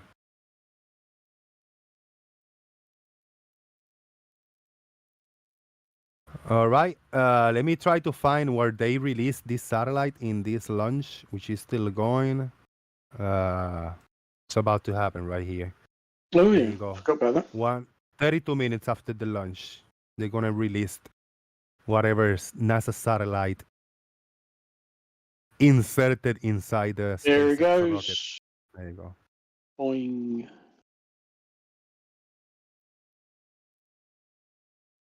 That it? Oh man. That's it. Right, Yeah, it was just one satellite. What are these particles? What are these bubbles? They're not bubbles. Bubbles. Okay. Stop. Are these rodents? Are these rodents? In a word, no. Okay. No. No. Yeah, do you want the short answer or the no answer? They could be rats. They could be I could give you the really squirrels. long answer. No, no, no, no, no, no, no. Oh. Still no. Hell no. You don't get bubbles in space, and you don't get rodents unless it's Danger Mouse in a spacesuit.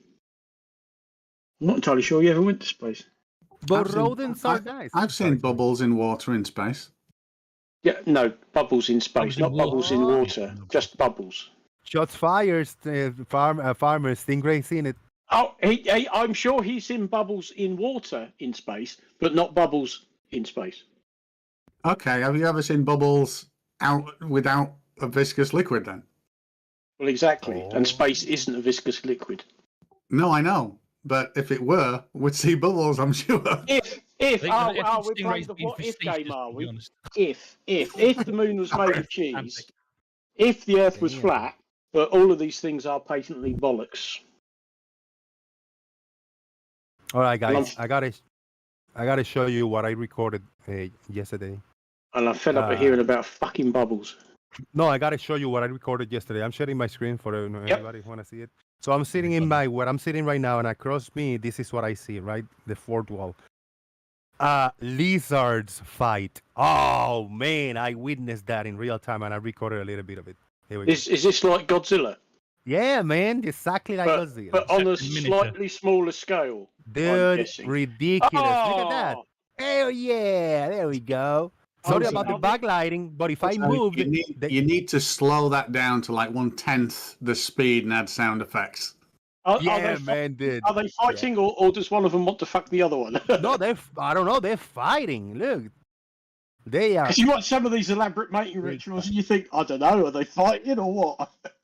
Dude, and I couldn't do a lot because if I moved, they wouldn't scatter away and they would stop fighting. So I had to stay and zoom in a little bit. So the backlight is a little annoying, but dude, that was great, man. They go for it for about 2 minutes, you know. Now you could snip that and put it into a film, and it would be like a 1950s monster movie where the dinosaur is just like you could tell it's just like a frilled lizard. You can put in dinosaur noises and growls. This segment, That's right. Yeah. Just crop it, black and white, and put the little people over the front of it or whatever going. Oh, dinosaurs are fighting, not dinosaurs. They were going at it, bro. Look at that. Yeah, I mean it's clearly it's probably a fight over territory or something. This is my chair. Go and get your own. What do you think you are, German? Go on, go get your own. No, and there's one of the lizards, a smaller one than this. These two are a little bigger, but there's a smaller one that is always hanging out over here in the squeaky earth with me. I see him in the ground, like approaching me. I go like, shoot, and he come in running, and he climbed the little table, and he climbed into the squeaky earth. Oh, bless! Every day with me. Oh, that's nice. There. Yeah, you've got a pet lizard. Yeah, man. He's actually thinking, hang on, these aren't real frogs. I can't eat them. Do they look like two different species to me? Are they? Look. They're lizards. Yeah, I guess it's like humans. They, there's different skin color and different, little different things. But there are some really green ones, really nice, and they're actually just lizards. I looked it up. They're not like different kind. It's just. I don't know. I suspect you've got a damn sight more different species of lizard over there than we have. I don't think we've got. Yeah, I don't. We do have little lizards and things, but I don't think there are that many different ones. Yeah. Big shout out to Nerd Alert. He's a smart, responsible troll, been a member for 13 months. Shout out to you, brother. It's all filmed underwater, and there are rodents on the rocket because that makes total sense. Well, I guess they are water rats. Talking about yes, so-called bubbles in space. Oh yes, water rats that don't. Yeah, exactly. We're told it's all underwater, and the next thing they're saying, "Oh look, there's a cat, or there's a rat, or there's a whatever." Yeah. Yeah. Okay. He's just really good at holding his breath. Yeah. I recorded a little video clip like as a passenger driving around with my sister. The clouds looked really nice, man, that day. They were puffy, pretty clouds. We didn't actually have any clouds today. This was 2 days ago. It's been absolutely glorious. Yes, I know David Icke would disagree, but no, no, we don't have lizards running the country. There are different names for the people that run our country, I'm afraid, but lizard isn't it. Rat? That'd be one name. Arseholes. I don't know, man. I agree with Farmer's Boy. He's the source of all truth. Well, there you go. Thank you both. Sorted. Don't let him fool you. The Farmer's Boy's a lizard as well. Don't let him fool you. I have a special lizard call. There you go. Look at that. What do they Go ahead, brother. What's it? What do they call a lizard that can teleport? A wizard? A wizard. Oh, wizard! Oh God, I need more vodka. I do actually. I've nearly run out. This glass is defective. Is it evaporating too quickly? No, it's just getting drunk too quickly. Oh. Bit like me.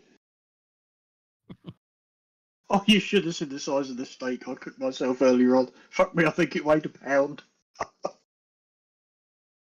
That's probably a small steak in the States. It probably was, but over here it was like, it's when I unwrapped it, I thought, fuck me, this is huge. I can eat all of this. I did. I'm just thinking on a joke, but it's very racist. I just made it up, but yeah. I shouldn't say it.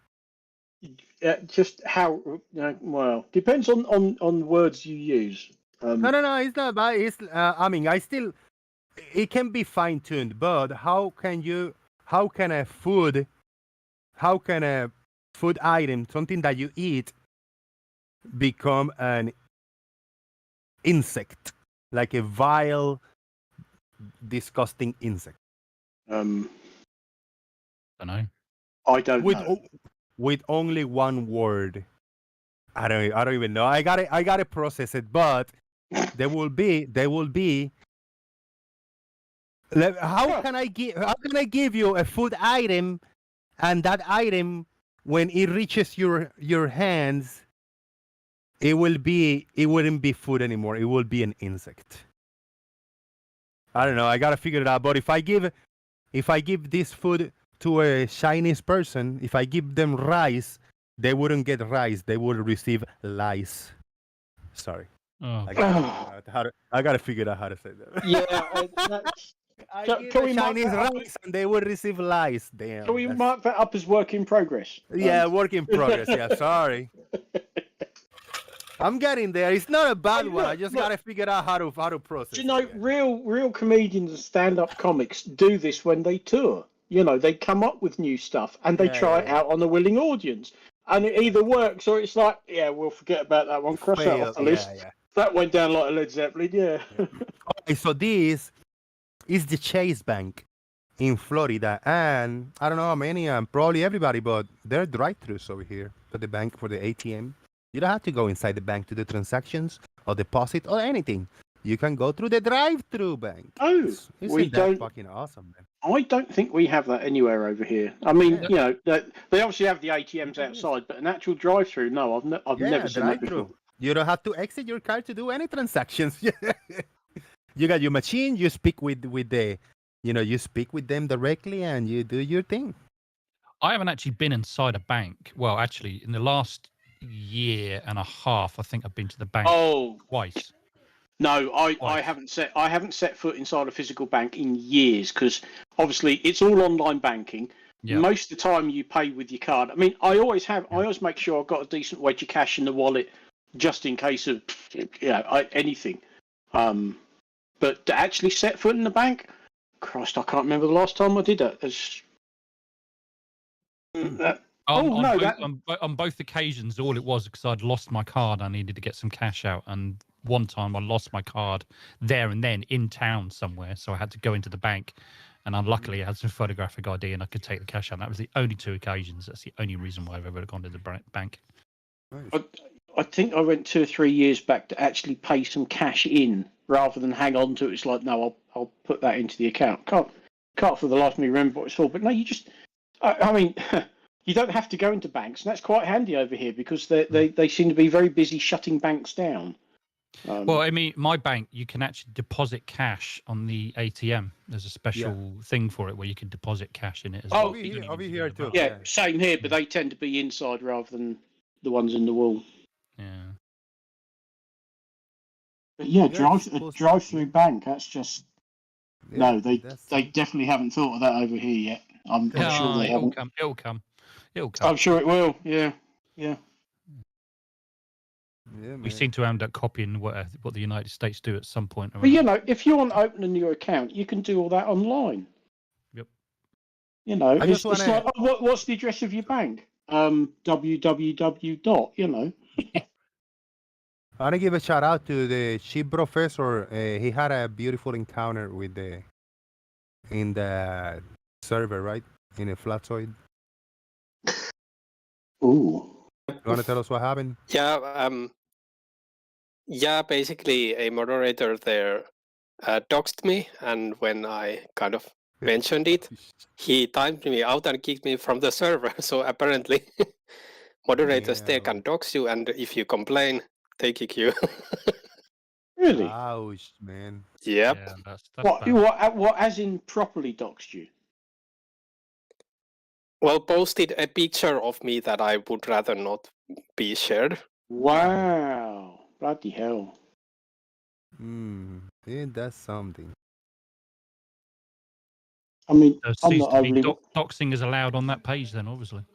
I mean, I'm not obviously worried about that because, you know, anybody who interacts with me on Twitter knows who I am.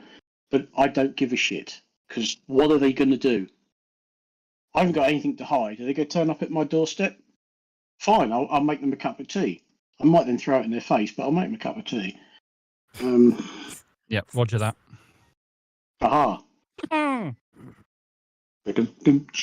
You know, it's that's because I made the mistake of creating a Twitter profile years and years and years ago, and then using it when I started getting involved with Flat Earth, and it's like, well, it's too late now. Fuck it.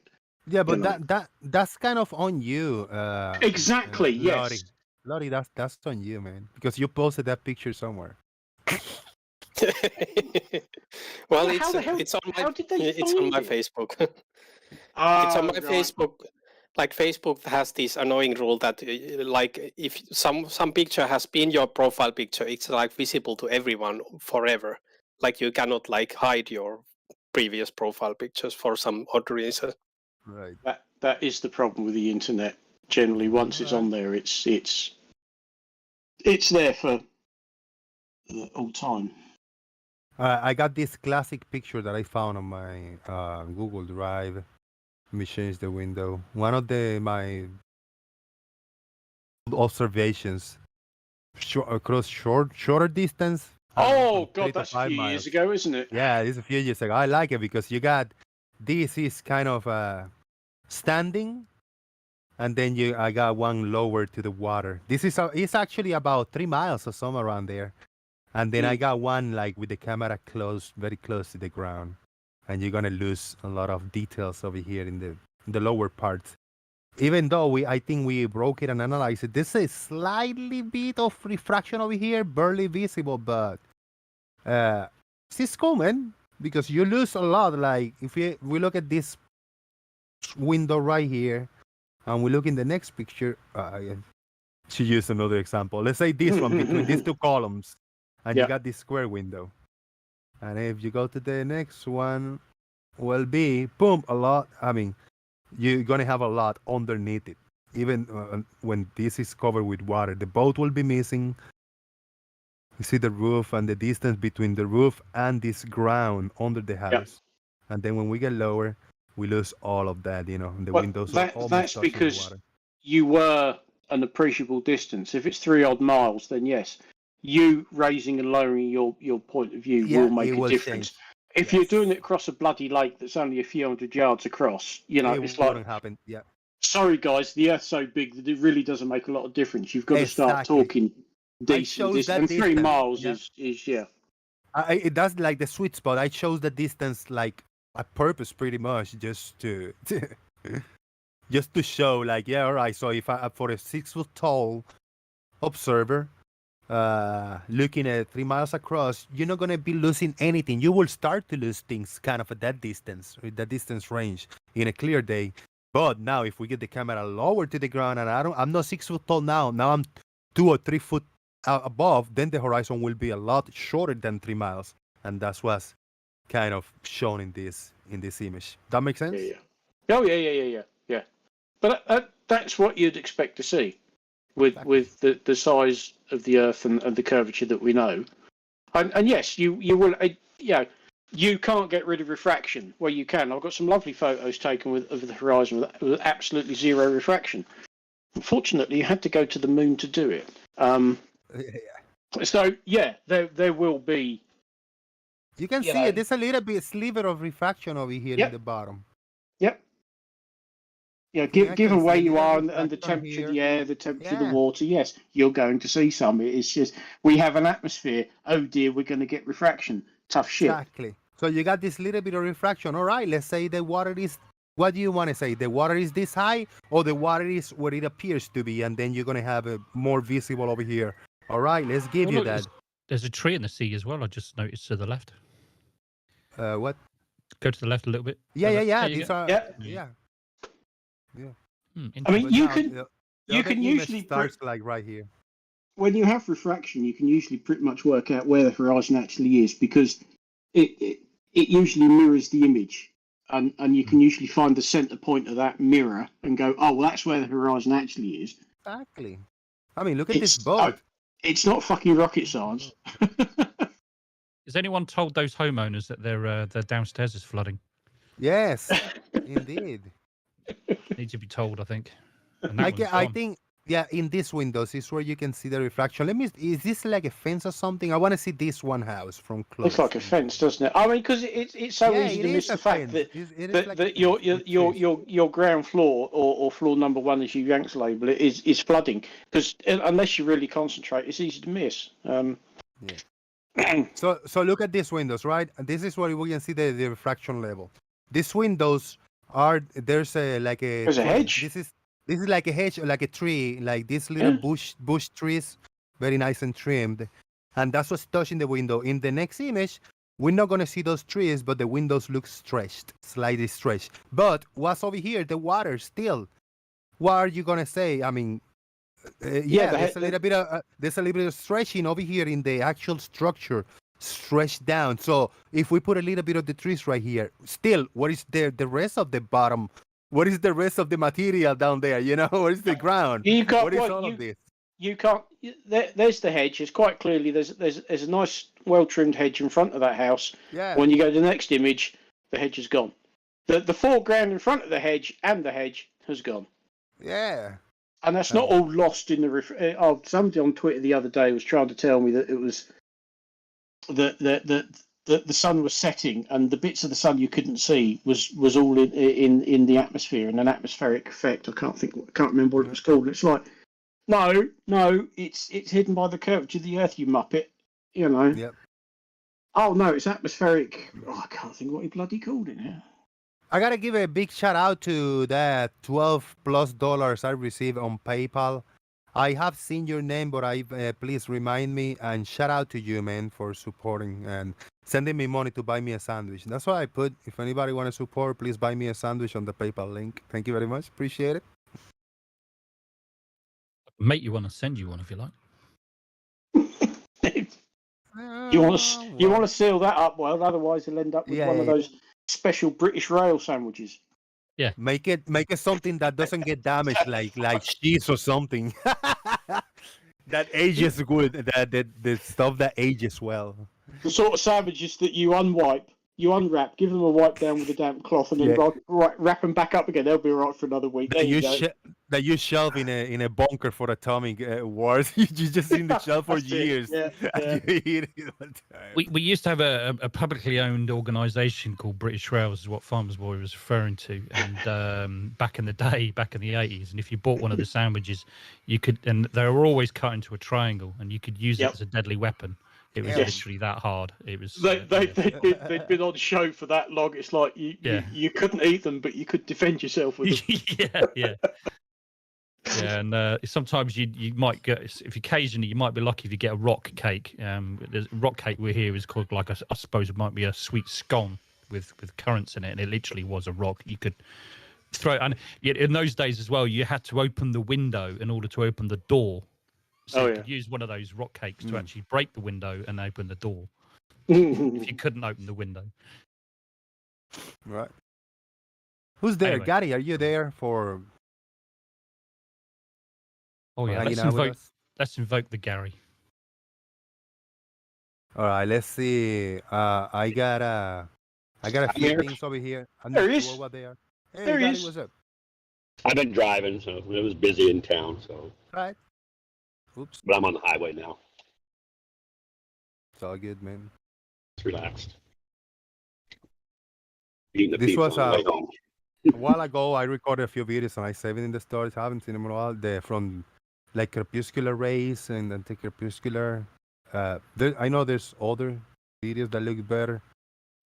I recorded a few of them. I think I got a very nice one of anti-crepuscular rays. This. And it's older, an older that's a one, nice one. from. This is from February 4th of what year? Oh, that's a nice one. Yeah, it's from whatever year. Hold on. There you go. And you go crepuscular, and I go to the other side, anti-crepuscular. You get that long strike on up all the way to the other side. It's really cool. It was the first time that I recorded that, like myself. Nice. Good example. It's not easy to capture, man. No. I haven't seen And that one was for a the very long sunrise time. first, and this is not. I mean, this it was about to be sunrise. Oh, sunrise. It was about to be sunrise, and this is where the sun was gonna come up from. But then you got the long strike, all the long line, all the way to the other side. You know. So I don't. I still. I kind of can wrap my mind around why am I seeing these long strikes of light all the way across the sky and converging in the other side. They're converging over here and diverging, or vice versa. But look, yeah, this is nothing going on here. This is the opposite side. This is where the sun will set at nighttime in the afternoon in the nighttime. Why do we have this converging over here?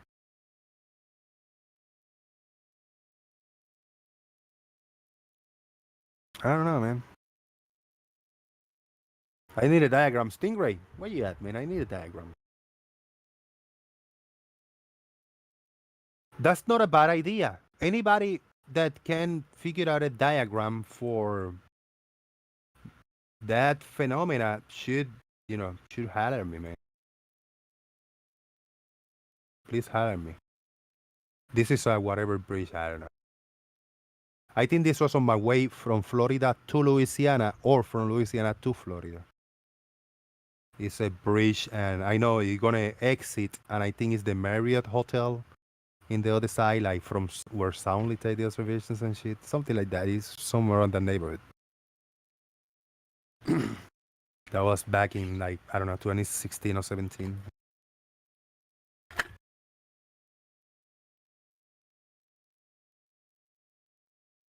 Let me see what the sign.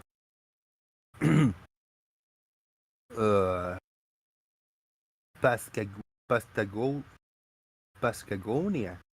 Pastagonia. Water sent downtown.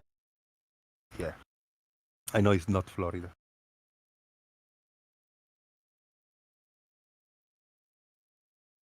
Texas Street. Oh, this was near Texas. That's not it.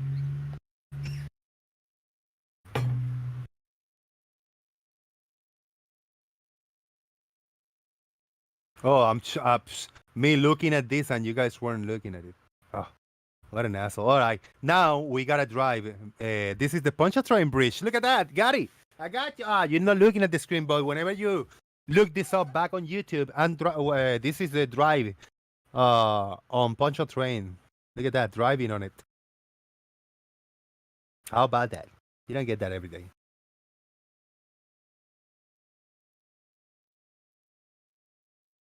Shout out to everybody on YouTube land. If you guys haven't hit the like, hit it now. Support each other, support content creators. Subscribe to one another. Who in here have been back there by like Louisiana in the Pontchartrain, that famous long bridge? Personally, I mean, I have been across it, but twice. Let's see what else. This is another one. Here we go. This is the bridge where this is the hotel where when you see the Soundly observations, you see this hotel. Like he took the observation from the back side right here, and this is the two buildings that you see, like halfway submerging water. You usually see a little bit of this, and maybe a tiny bit of this.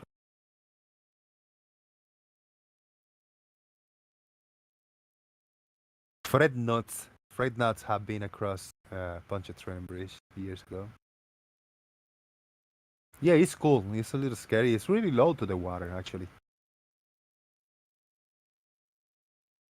I don't know. It's not that. I mean, it's not that high. Maybe 15 or 20 feet above the water.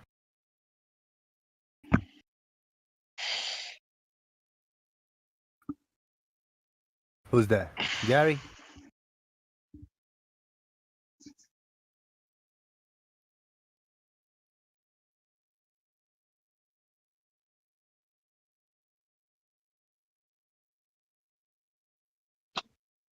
Speak up, guys. Take the floor, man.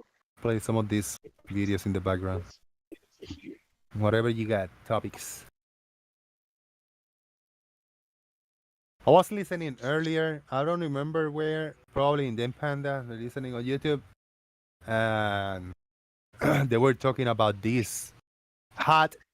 Some people call it hot and controversial topic about genders versus sex. There's a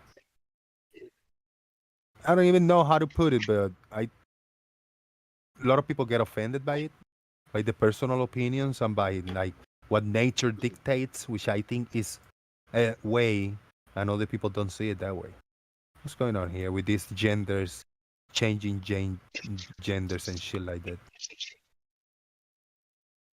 I don't have an issue with people changing their gender such in per se, but what I can't really get my head around is that they insist that okay, I don't mind if somebody who's transgender, say from female to male or male to female. If Right. you want me to I call don't- you, if you want me to call you a man, or if you want me to call you a woman, that's fine.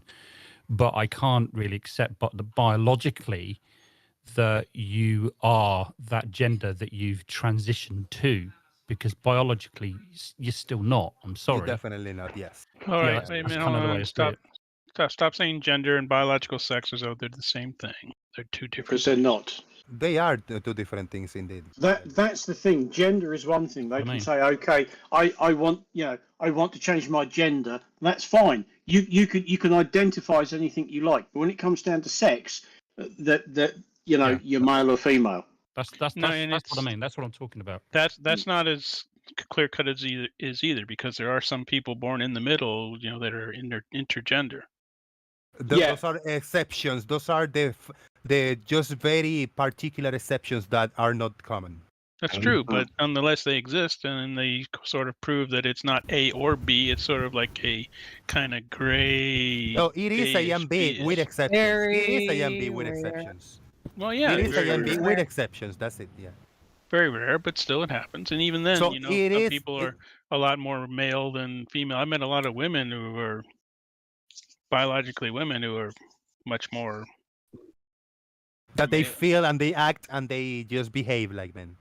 It's not that they are more men. They behave and they believe they are more men. Yes, there's feminine men and there's masculine Yeah, women. exactly. That's always been that way. No big deal. No, that's nothing new, is it? Yeah, I mean that's a character trait though. That's what we're talking about. Exactly. Isn't it? You know, I know some very effeminate men that quite often people just make them for women or even for being gay, but they're just not. But what we're talking about is character traits. I'm perfectly accepting of transgender people. Perfectly. Me too. I wouldn't mind. Yeah. The one thing that I find have difficulty with is these they and them pronoun. I don't understand it because it's a non-gender thing. This whole non-gender. It's plural. Thing, They and them is plural. It is plural, exactly. To break the language. Yeah, and that when you say they and them is usually when you're talking about when they're not present. Correct. That's what I'm saying. It's they or them. Don't have an issue with that, but I can't really get my head around calling somebody they and them to their face because they don't want to be gendered one way or the other. Yeah. It makes no sense to me. You're talking in person. You say Correct. you don't say they and them. You say Yeah. you. I mean, I'm talking to you. Well, language isn't a perfect. Maybe we need to invent a new word. No, we don't. We've got perfectly good words already. I fuck about with it. Well, If you want to be identified as a woman, then all your pronouns are going to be feminine and female. Regardless. If that's how you want to be identified. If you're a bloke and want to be identified as a woman, then you're her and she. But if that's what you want, that's what you get. Again, there are people who identify as neither male nor female. Well, they ought to make their fucking minds up then. Well, it's not that easy. Yes, it is. Well, I mean, they cannot. Why do these people have to abide by your? No. Our natures, logic, human. No, sorry. We are all humans, and if one female, one women that have ovaries and can reproduce and have babies and have all the contingencies inside that is actually a born female. If they want to be a man, they want to behave like a man, they can do whatever the fuck they want. They cannot make me call him like that. Well, they can't make you know, but you know, I mean, the fact I call you Jose and not, you know, Joe or whatever. Because that's my name. That's my born because name. that's what you choose to be called. No, I didn't choose to be. My parents chose to call me to name me that way. You chose to be called Jose instead of Joseph or Joe. My parents chose my name for me. Is it actually and I Jose got it or is it accepted. Joseph? What's it saying in your birth In language in English language is Joseph. In Spanish is Jose. Now you can call me Maria. You can call me Stephanie. But I'm still a male. I still was born with a penis. See? That's we're talking again where you're confusing biological sex and gender again. Exactly. That's your feelings. I don't care about your feelings. What we are is what we are. Not what you feel. What you feel is for you. It's a personal, you know, journey for you. And why shouldn't you abide by that? From now on, I want you all to I call don't me have to Loretta. abide by that. I don't have to abide by what you feel like. I abide by normal behavior and by the law. Actually, I don't have to abide by the law, but I don't want to be locked up, so I gotta abide the law. Okay, this is and the you know that. I'm not gonna argue with flip flop anymore. It's not flip flop. It's logic. That's Jose. I mean, it's definitely logic. not flip flop. I know it's the flip flop name. It's logic, yeah, but it's logic, man. There are men and there are women. Are they exceptions? Yeah, there are hermaphrodites. Yeah, there are whatever you want to call them that are born with kind of in the middle way. But if you got 100%, a million people, 100%, maybe you get 20 or 30 with this deformity. You cannot say now that we have three kinds. We got two kinds and plus the exceptions. You disagree with that? I'm not going to argue with you. Not today. Well, I ask you if you disagree with that. That we have male and we got female. Again, you're conflating, and it's not that. It is not as polar you say it was. It's not. We got male.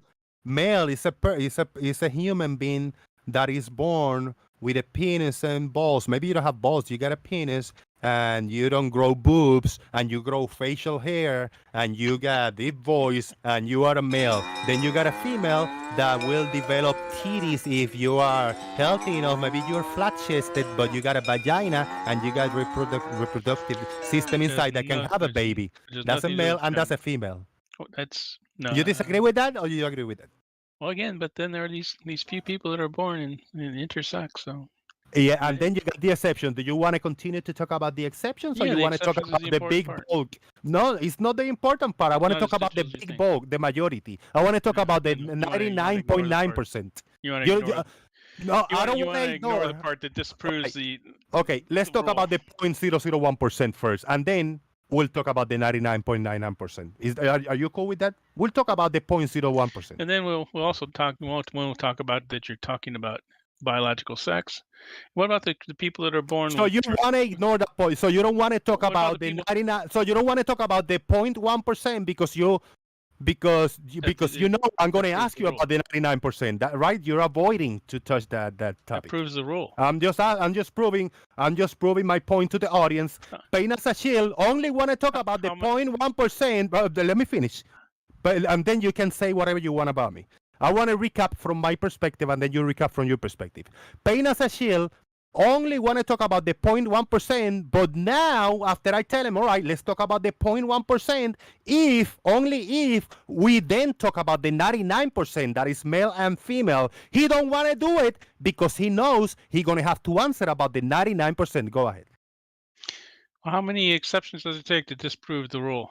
I mean, if you have one exception, I've disproved your rule that we're either male or female. And biological sex it is the most digital of all these other ones. I mean, you have gender identity, you have gender expression, you have sexual attraction. I mean, these are all separate things that you kind of still put doesn't together make into a one man. It still never makes a man who goes through puberty a woman. Sorry, it doesn't. Yeah. No. So, Paige, you've got a false equivalence there. You're saying that a biological anomaly, which is quite which is quite explicit at being a biological anomaly of a binary situation. So a physical deformity, not meant to happen, is justification for gender identity issues, which are entirely psychological. If they weren't entirely psychological, then it would have existed long before now and be just as numerous and be detectable outside of people's feelings. And it has existed for thousands of years. The Native Americans had 5 genders. This is a social construct. We're not talking about genders, talking about biological sex. Yeah, male and female are not Fine, you gender want to talk identity. about biological sex? We're talking about the intergender. Talking about Turner syndrome. The exceptions, yes. That's a rarity. So, you're like saying that if you have... Listen, shut up, NASA. If you have trisomy 21, you're still a human being. You're still a person. But that doesn't make you that's what everybody has. That's not the 99% of the people. You don't use the exception for the rule. How many? Well, I mean, if you want to say everybody else only got 221 chromosomes, you say no. There are people who have 321 chromosomes. Oh my. Yes, but that does not make a biological man that went through puberty a woman. It doesn't. A female. Look at what you started, Jose. Yeah, here's an interesting thing here in the UK is we've just had a political party get pretty much eviscerated because of a biological male identifying as a female while being a rapist wanting to be sent to a woman's prison. Yep. Ouch. Yeah. Yes. Yeah, no, thank you. No, now the daft thing is the political party that got eviscerated refused to say that individual cannot enter a female prison. Well, no, because he's a bloke and a rapist. just the very idea. Oh, you're a man and you're a rapist, but you now identify as a woman and you want to be locked up with other women. Yeah, right. Yeah, but Pain as a Shield, for real. I mean, you're here. What is your opinion about... Oh, he gone. He didn't like that. He didn't like to be shut up by a woman, Hannah. That's what happened. You told him shut up, he bailed. What's going on here, man? And I'm sorry I'm sorry, Hannah. I'm calling you a woman. If you want to identify as a man or whatever, you correct me, and I will respect that. I couldn't care less. Don't. It's gone too far. Gone really too far lately. Men that go through puberty are not going to be female. Sorry, just not the way it works. Right. Yeah, I mean, a female is generally, there are an exception, but it's a biological anomaly and defect, are generally going to be able to reproduce. Men are not. End of. Let me do a quick shout out to Nerd Alert, because Nerd Alert is following, he's keeping up with the topic. And thank you for the super chat. He, Nerd Alert, identifies as an egotist. My pronouns are I, me, and mine. Shout out to Nerd Alert. I identify as an egoist. Me, myself, and I. Yeah, me. Isn't that how the song goes? Me, myself, and I. Shut up, brother. Well said. Oh dear. Yeah, if I want to identify as a sandwich, it doesn't make me a sandwich, you know. I like to identify as an occasional table. I respect. This gender identity stuff is slavery, though, because you saying that these are my pronouns, so this isn't how you're going to address me. This is how you're going to talk to me about when referring to me with other people. When you're going to talk about me. Yeah, and these should be your feelings towards me. Yeah, I'm not your fucking slave, dipshit. I will think what I want. Thank you. And now there was a few years ago, I worked when I worked in Publix supermarket, right? There was a guy, a dude that I thought he was gay. You know, I thought he was gay. He was very, very feminine looking and walking, and we working and cracking jokes or whatever.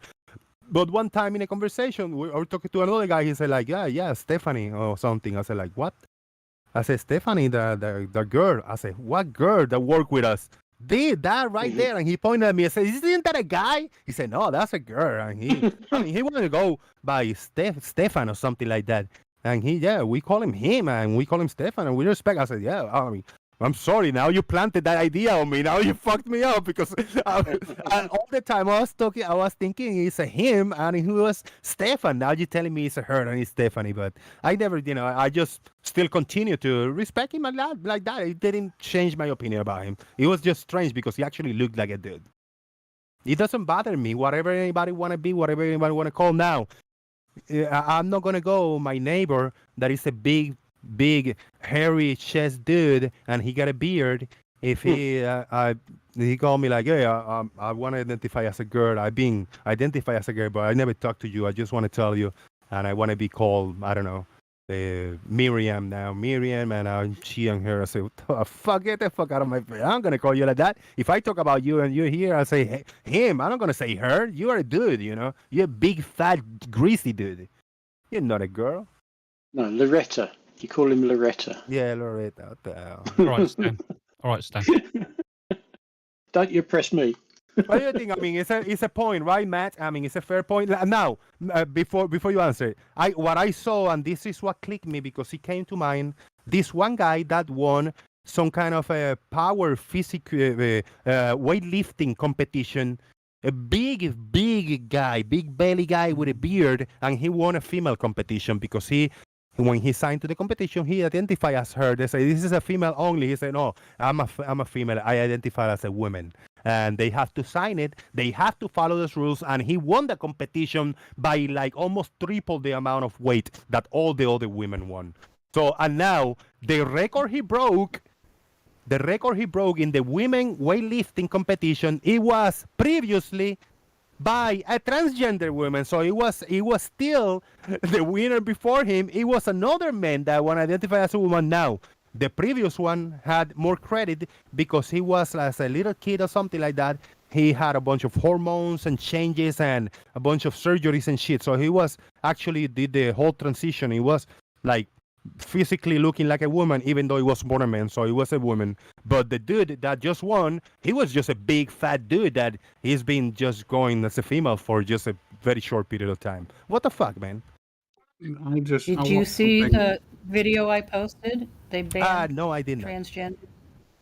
Yeah, they just banned 2 weeks ago transgender for Olympic sports. Nice. That's a good call. It's a good call. I don't have an issue with males transgendering to female and then entering female sports. However, I think particularly with the Olympics or international sports and athletics and things like that, that there needs to be some rules put in place that, because you can go through a whole process as transgendering, you get through the whole treatment and all the rest of it as well. But I think then just accept it. Hold on, let me finish what I'm saying first, Hannah, and then I'll let you speak, please.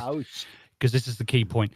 I think, just accepting that a man can then say, yes, I'm female, and then able to actually then enter into female sports, I think it is the wrong way to go about it. I'll accept it, but as long as they have gone through like a whole process of doing that, and I think that's possible to do. I think that way. I gotta step away for 5 minutes.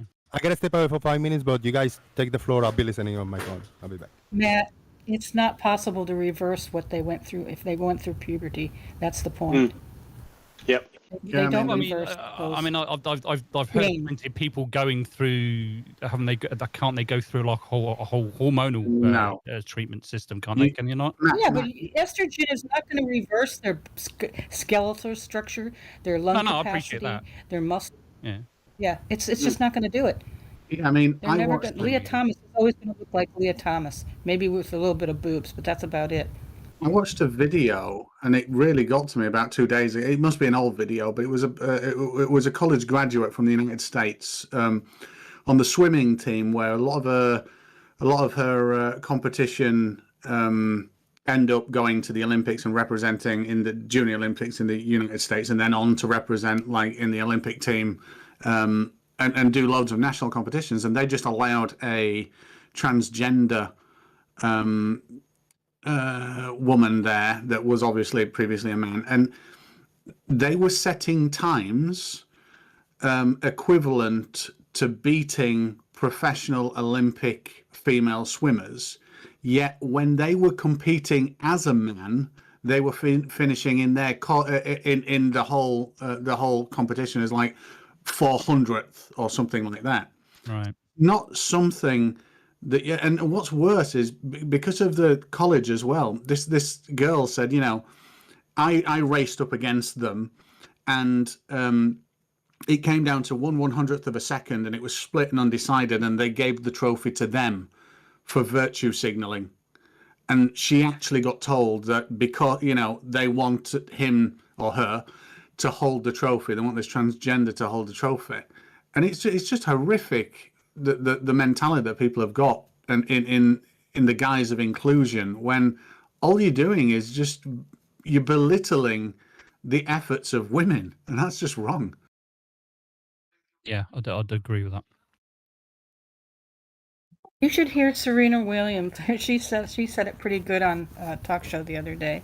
She's like, there isn't anything I can do to ever make myself be equal to a man physically. It's just not going to happen. And we're talking about professional sports, right? We've got to eggs and, you know, combine the same things, oranges and oranges and eggs to eggs. Not taking a professional woman like her against an average tennis player. Oh yeah, no, I think I heard Serena Williams say, and obviously her build is phenomenal for her sport. I think I heard her say that even going up against some of the junior men, she wouldn't, you know, they serve quicker, they move quicker, they hit harder. It would be incredibly difficult to win against them. Exactly, and that's been proven over and over again. Even high school boys will outperform professional women. They're built different. Hello, testosterone. Why do you think even men take steroids for? Yep. It's like you said, it's the skeletal structure, it's the muscular structure, everything. They are just stronger. And to have gone through puberty and developed all that, and then just say, oh, actually, no, I think I'm a woman now, so I'll play against the women, thank you. No, ludicrous. I apologise. I've been misinformed. I was under the impression that could be through a long-term treatment. I thought that could be reversed, but clearly you can't. So, but I appreciate you correcting me. I didn't. No, you can change a lot of things, but testosterone to make her 6 foot. I mean, is it possible then the other way around then, female to male? Could that be? Can you take testosterone in order to? Well, testosterone. It helps. You know, you'll gain. A buck angel is one of the probably the best examples of female to male. Yeah, he gained some muscle, but he's still 5'4". Right. And still has pretty much the physique of what he was beforehand. But yeah, he gained some muscle. Because steroids will do that. I mean, steroids actually have a bigger effect on you than estrogen would on a man. Right. Now, I just told my partner because she just arrived. She arrived, let me see. What if there was more than one woman and I say they arrived? That will actually make it they and them, right? So I told they, I told them, and they say, I'm just messing with you. I told her while we were. But like you said, like you said before, that's plural. Yeah, I told her, I said like, we were just chatting about the biological, male and female, and gender. She's like, oh my God, what are you doing? I said, why? She said, I know your opinion about it. You're gonna piss people off. I said, no, we actually, the majority is in agreement. It is what it is. That's what society is going for. She said, all right, just be careful. Don't start talking about children. And I said, you know what? I'm not going to get there because, we're having a somehow nice conversation about it. So I reserve my opinion about the children, even though it's not, it's the opinion of everybody. We can be in disagreement of, there's no evidence that they're pushing this on children. I heard these comments or whatever. But I seen something that I not necessarily agree with what schools are doing. They're kind of talking about the topics the parents without knowing, and certain parents with religious backgrounds or some kind of ethics disagree with it. So, but that's kind of a different topic. It's a little bit tougher, that one, about the children and their genders and identities. What do you think? Do you think it's difficult, Stingray, or is easier than that? Sorry, man. Do you know how something is a social construct? And I actually read I don't remember the report or anything, but so here's an interesting thing. Anorexia, is it an actual disease? And it depends what you term a disease. But here's an interesting study. It might be 96 or 98, but in one of those, let's call it 96. In 1996, there was a report of one individual in China suffering severe malnutrition out of the psychological impression that they felt disgusted by themselves and wanted to be thinner. And that was on average one per year before 1996. Now, a prominent article circulated from the United States, and I'm not blaming the United States for this, but it is their fault. Was circulated and got round to China about the condition of anorexia, and why a lot of people in the United States were doing this. And then it got to multiple cases per week in China at the point of that information spreading. Now, that's an incredibly interesting phenomenon there, where it wasn't a disease that you could qualify and then quantify until you then had this social aspect of the news spreading from the United States about this psychological condition, which did not exist in the quantities before it spread to China. And then suddenly you had multiple cases per week. And it was the highest kind of increase that you'd seen of anything. It went from one case per year to 30 cases a week in like a week's span, the study said, which means it's a very social, psychological driven, effect.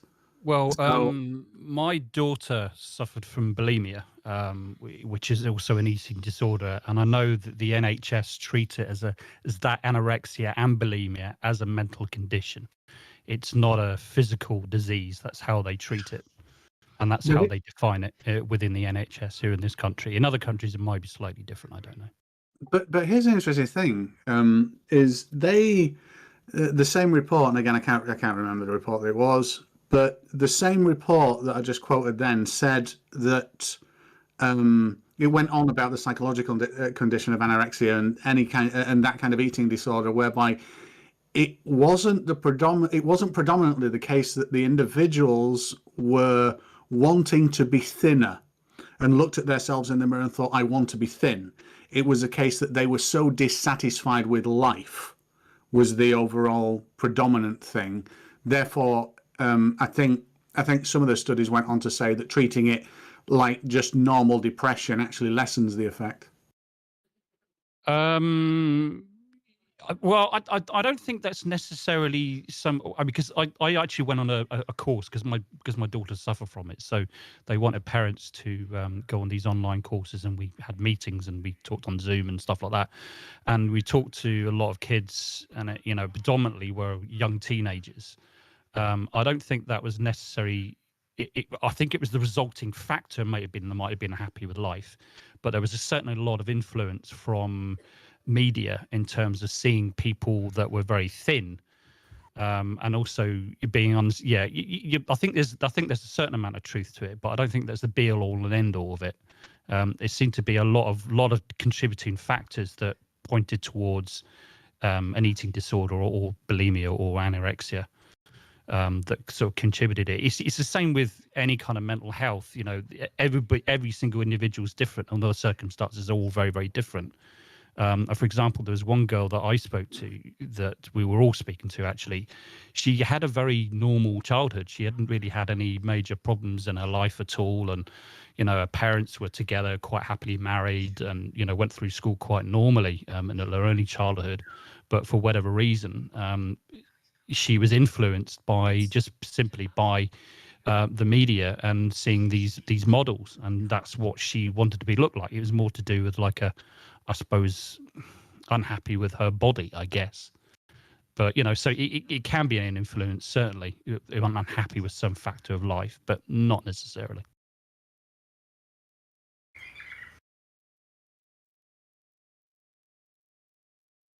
Oh, silence now. Shout out to M Stone trolling responsibly. I mean, he's actually making his opinion. I think M Stone say that changing sex is a mental health issue. And somebody, somebody say citations. M Stone saying like, so you need citation that wanting to chop your genitals off is a mental issue. It's not. I mean, let's call it surgically removed or changed. I'm still trolling. I'm sorry. I think it can. It can be a mental condition.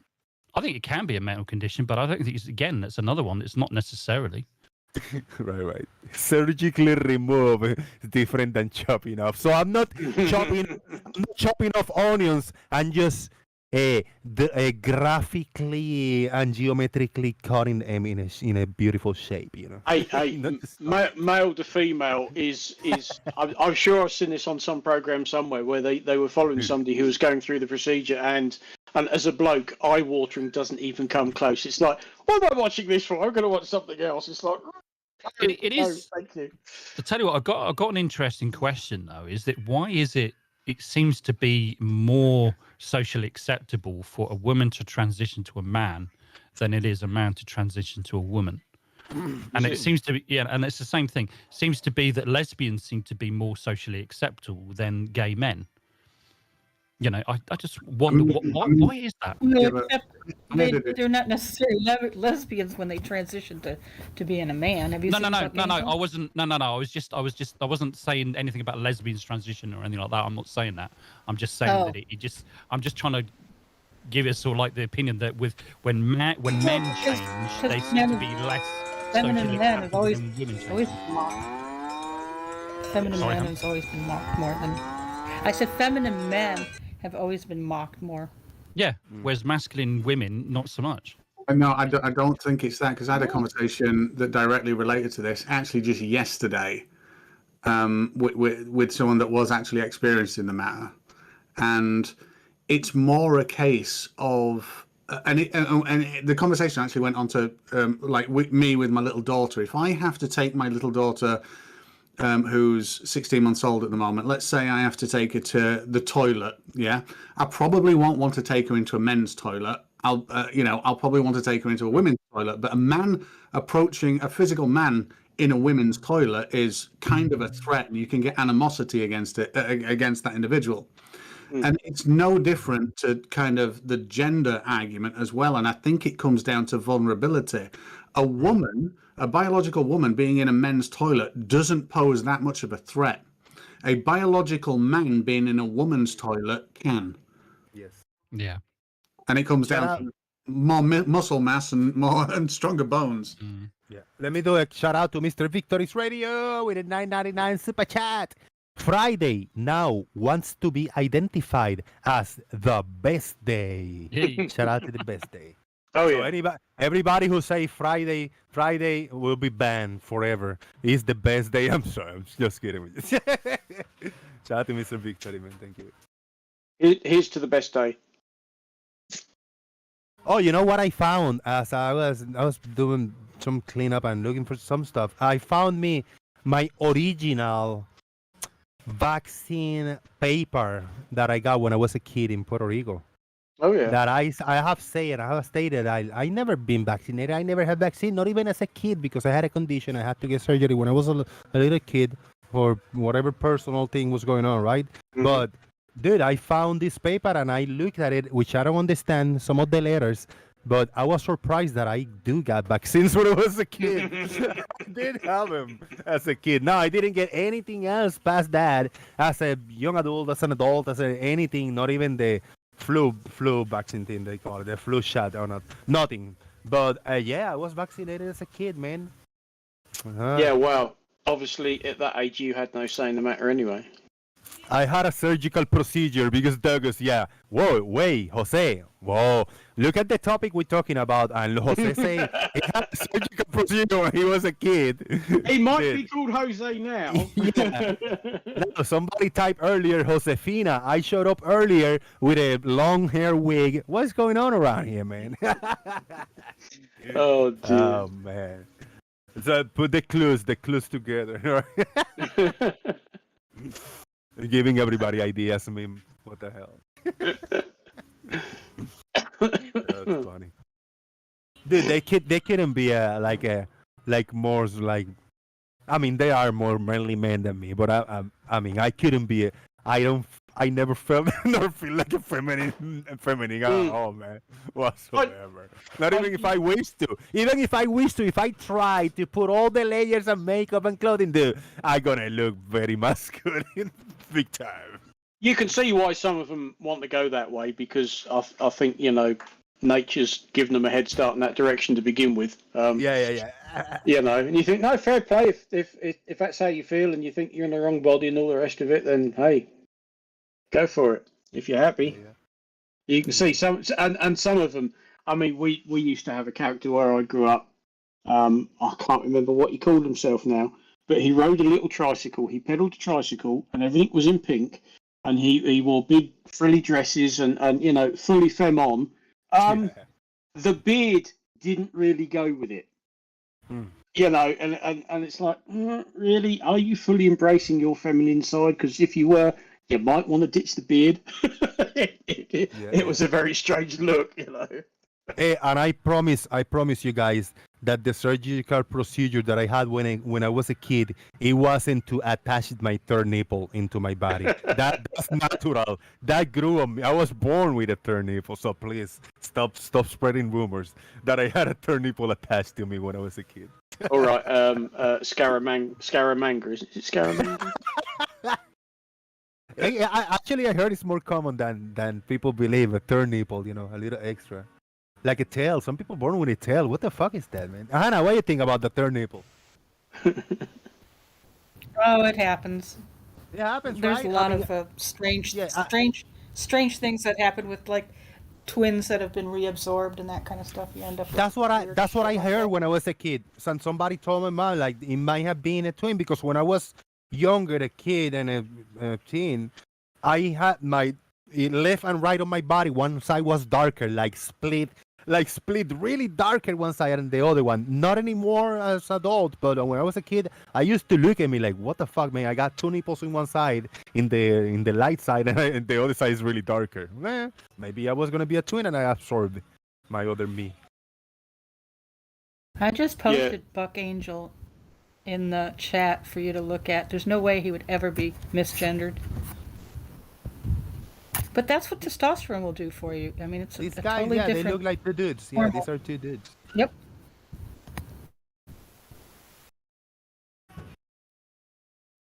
Is that weird? Let me grab because you got a little. I want to ask about these vaccines. What are the ones I got? Let me get my little paper quickly. Turn on my camera so you can take a quick look and I can educate me or somebody that knows what type of vaccines I had in 1980 or 81 or something like that. Let me go grab it. Floor is yours.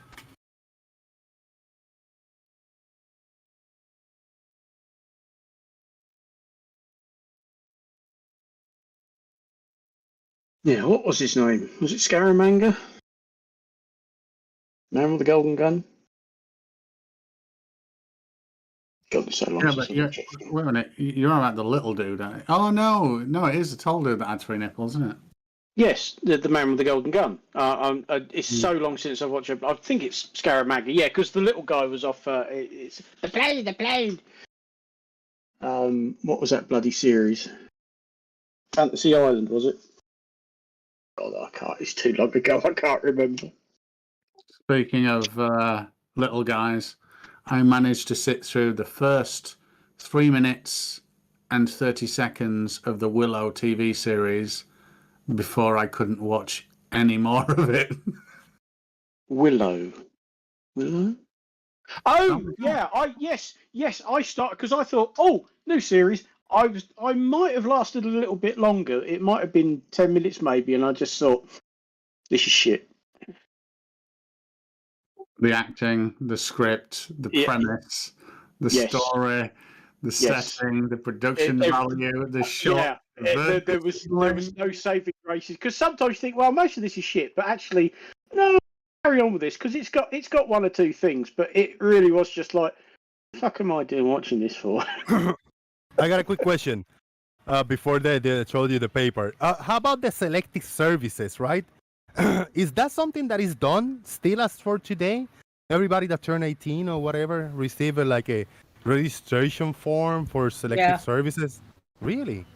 I didn't know that was still a thing. They have to register, but we haven't had a draft in so many damn years, 40 years or so. I don't even know what that is. I got mine in It's selective service for the draft. June 93. In June of 1993, I got mine, and I got the paper right here. This is funny, man. Oh yes, we haven't done that since. Were we still doing it in the 50s after the war? I'm not sure. Yeah, we were until 1950. National service, national service. We called it over here when you got drafted. Yeah. They did it through the Vietnam War, and after the Vietnam War was over, I think we did it. Did we do it during the Korean War, possibly? Yeah, it was because it was their draft was still going on during the Korea War. Yeah. Let me just have a look. I've got a quick side question before I piss off. But if you've got whatever, I mean, if you want to qualify it as gender dysphoria issues, can you have elective gender reassignment surgery in the UK or the States after you're 18? Is that correct? You can elect to have it, yeah. Yes. So it's completely so it's elective surgery. I find that utterly amazing because I was repairing a Formula Ford nose cone one day on my dad's car that we had in the garage, and a knife slipped, and this is when I was like 13, 14, and I went to grab it, and the knife severed a tendon in my little finger on my right hand. It healed, the joined it back up, it healed perfectly fine, but dickhead like I am went quad bike racing while I've still got the cast on, had a massive wipeout and broke and ripped that same finger off hanging by a thread. When I put it back on, it's healed in in an interesting way, and I just don't like it. And all I want someone to do is chop half the fucking thing off, and no doctor will do that for me. They want to try and fix it. I'm sure if you go private, then they'll do it. Yeah, but no. Well, I am private, and actually, no, I've not had a consultation while I've been private, so maybe. But I don't. But if the NHS actually treat, how is me wanting half my little finger gone so that I can be more productive on my right hand? How is that different to people? Yeah, I've heard about this thing, right? Basically, they won't amputate even a digit unless there's a medical reason to do so. It's as simple as that. They won't do it. If it's just an inconvenience, they will not amputate. Is it not an inconvenience if I said, well, wait a minute, what about if I identified as a 4.5 finger right hand person? And I've got a psychological issue that I need solving. I believe, and obviously I'm no expert on this. I think when you go and say, look, I want gender reassignment surgery, there is an awful lot of hoops that they have to go through, and it's not something they can just sit down and go, yeah, right. Well, we'll book you in. You might have to wait a few months, but we'll book you in and we'll do it. There's psychiatric profiling and the fact that if for example, you're a bloke and you want to become a woman as much as you can surgically, I think there are certain requirements like, well, you've got to go and live as a woman for like 2 years or 3 years or something. You can't just say, oh, I just fancy changing sex. Let me show this before. I don't know if Hannah is gonna leave or something, but I got, look, this original paper is very, very soft and very delicate. Let me turn off the fan. It's gonna bug me. What's this? This is my original vaccines paper. After this paper, I know because I got good memory after that. This is when I was going to school. After this, I didn't get anything else, but I got these 3 out of 6 vaccines. Oh yeah. The diphtheria, something. Polio, and can't quite see what the bottom one is. Yeah. MMR, I think is the. Yep, you got all the childhood vaccines. Yeah. MMR, polio, and diphtheria. Diphtheria. Diphtheria, yeah. Those are the 3 ones I got as a kid. And that was in, I don't know, 81 or something like that? Yeah, 81. Yeah, man. Good shit. So I've been vaccinated, and now after this, I didn't get anything. Zero. Why is there a 0. hole in it? Anything else? What happened to the Because hole? it was stapled. I know it was stapled sometime and it broke.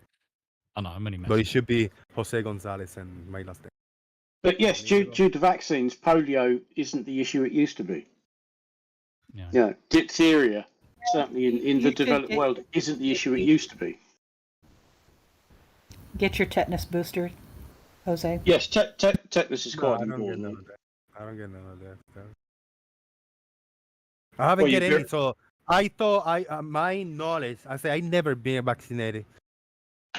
But I forgot this. I was very young. I was 5, 6 years old when this happened. I forgot, and now I found the evidence. And when I saw this paper, I remember the day when they put me at least two vaccines, and it was in 81. Now this MMR was in the 80. I was 5 years old when 4 still, because it was in March 4 before my birthday in 80. So I was 4 or something. I don't remember the MMR, but I remember the 2 that I got in 81. And I was in first grade back then. After that, no vaccines whatsoever, any other shot at all. I guess. But I think there were more being required, because I remember conversations when I got those 2, they say, all right, we're not gonna be able to put these other vaccines, but we can do them after, in a year or 2. We can do them, but I never did it. My parents never did it. I heard them talking like, we're gonna get the vaccines. And I said like, oh, no, I don't know, I hate them. It's gonna hurt. They say, all right, let's just write it and see how long we can push this. And I never got him. I remember in high school, somebody mentioned me like, dude, you cannot graduate if you don't have all the vaccines and you're still missing 2 vaccines of whatever. I said, hell no, never got him. I don't know which ones, maybe sarampion. I don't know what that is. Somebody was mentioning sarampion, something in Puerto Rico. But hey.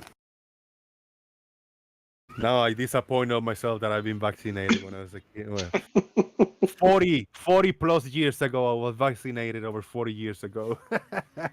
It's not too bad. But I feel healthy, and actually I got a strong immune system. I don't get sick often.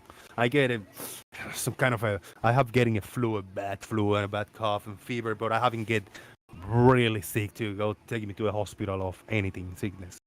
I got chicken pox once, I remember. I was like maybe 10 or 11. I got them cover all my body, bro, really bad. I don't know if you call it chicken pox, right? This is like inflated water, it hurts. Yep. Shout out to that, them freaking vaccines. Yeah, I found an envelope. I had all kinds of papers. I got certificates when I was in first grade. I got the high school diploma in there. I got an old birth certificate, like the original one is like smaller, and I got a newer one that I got in 2010. Very nice stuff.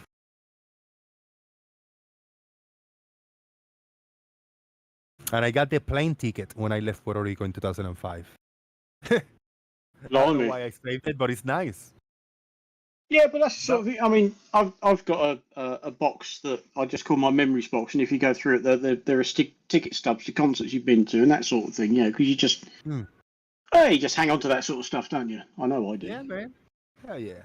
Because I was quite surprised, Mr. Malort, with that new channel of where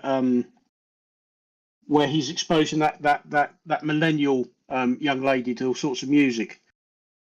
And I actually caught one live the other day when they were showing a bit of Pink Floyd, and I said, "Oh yeah, I saw David Gilmour playing this only a few years ago." No, it was 11 bloody years ago because I found the ticket stub. I thought, shit, I didn't think it was that long ago, you know. So you need these things to remind you of when it actually happened or when you actually went there. M. Stone had a minor case of AIDS back in the day, but he got over it. Oh yeah, that's good. Yeah. The 4-letter thing. That's a bugger when that hangs around. It really is. Yeah. Oh. Is that a thing anymore? Have anybody got? I've never seen any new cases for 20 plus years. No, it's still a thing. It's still around. But there are, there are treatments that can do a lot, because I do remember when it first became a thing. I think it was back somewhere in the early to the mid '80s, probably the mid '80s, that there was this AIDS thing and HIV positive, and it tended to be amongst the gay community and blah blah blah. Dude, that was very. Dude, there were movies and presentations and shit when I was in school for so many years. I was a teenager because we were the hormones and all the horniness and shit when we were kids. Yeah. So yeah, that was a hot topic. The AIDS, like in the '80s till the early '90s probably. Yeah. Like a lot of these things, it was a problem way before actually anybody knew about it. And so yes, all of a sudden, lots and lots of people were coming down with this mystery illness, and by the time they realised what it was, it sort of run riot, so to speak. Yeah. Now, new people, the new generation, the that are born after the 2000, when they see that scene in Forrest Gump when Jenny go to Forrest and is sitting in the bench, she said like, "Yeah, I'm sick, Forrest. I got some kind of a virus and they don't know what it is and they can't fix it." And I know she's talking about the 4-letter thing about AIDS. But the new generation, they say like, "Oh shit, what she must have." Nobody knows what it is if they haven't been exposed to that. They don't know what it is. Well, and of course the nice link there was that wasn't it Tom Hanks who was in what was that film, Philadelphia, where he played the legal guy. Was he I haven't seen it in a long time. But that topic was also Yeah, and then of course he catches AIDS, and then his company find out, and it's like, what, he's got AIDS? He's gay, and then they fire him, and yeah. Yeah, you got Johnny Mercury. I mean, from Queens. Yeah. What, Dallas Buyers Club? Oh, hold on. That's a great question by C4. Then why didn't Forrest Gump catch it from Jenny? Maybe he had it, right? When the movie ended. Oh, yeah, who knows? He might have done. Who knows? Dormant. It was dormant, C4. He had it all the time. Now, M. Stone's small case of AIDS, he had that. He got over it. C4 say that he gave it to him, but I don't think he was, because I think that M. Stone was born with it. And he went over it. He French kissed Magic Johnson back in the 80s, probably. That doesn't get transmitted by French kiss. Come on. We learned more than that in the 80s when we saw the movies. It's not by your saliva. I remember years and years ago, there was some documentary about it. And they said, oh, could it be transmitted via kissing? And they said, well, technically, yes, it could be transmitted by sharing saliva, but you'd have to share so many gallons of it that it's not enough. Damn, gallons. Exactly. They said you could, but you'd basically be drinking somebody else's saliva. You'd need that much of it before it would sort of transfer.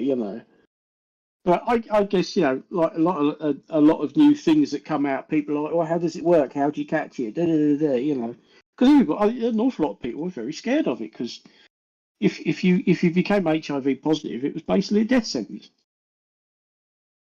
Yeah, shout out to Hannah. Thank you for. I mean, I didn't know those letters, so what they mean. I guess those 3 vaccines are kind of the main ones, the important ones, and that's what I think. That's why I have such a strong immune system, and I can, I have eaten dirt. I have get bad cuts and a little infection or whatever. I just rub it down and walk it off, and shit. I don't have to go. But I guess if I didn't have one of those 3 or none of the vaccines, probably I would have been gone, because we were poor and we didn't take good care of ourselves sometimes. We were like getting caught all the time and falling and breaking bones and shit. But yeah. Well, good shit. if you're getting cut, that's where tetanus comes in. That's where tetanus jabs are important. But yeah, I mean, polio, that used to be a real big problem, but vaccines have damn near eliminated it. Yeah. So they do some good. Historically, they've done good. Do you think that Forrest transmitted that AIDS to Jenny when they found themselves in the dorm room where he came without touching her? But maybe after when she showed her titties and she hugged him, that he didn't do anything. Maybe in that he caught it from shrimp because I know. But wait, he haven't gone shrimping yet, so it wasn't the shrimp. Sorry, because No, we know how Jenny got it because she was into drugs, wasn't she? oh, she was a mess. But yeah, she was into drugs, and in the circles Yeah, in they were which she needles. moved, There were needles and they shit. were sharing needles. Yes, and it is you're if you're sharing needles, you're sticking into your arm what's just been in somebody else's arm. It don't matter how well you clean it, you know.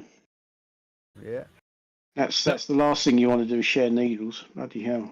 There was some cases of diphtheria actually in England. I was just looking it up in 2022. Apparently, What is that? What is diphtheria? Isn't it a skin disease of some sort? Isn't it or something? Okay. I think it's no. not. I thought it was that like. I thought it was deadly diarrhea, like diarrhea till death.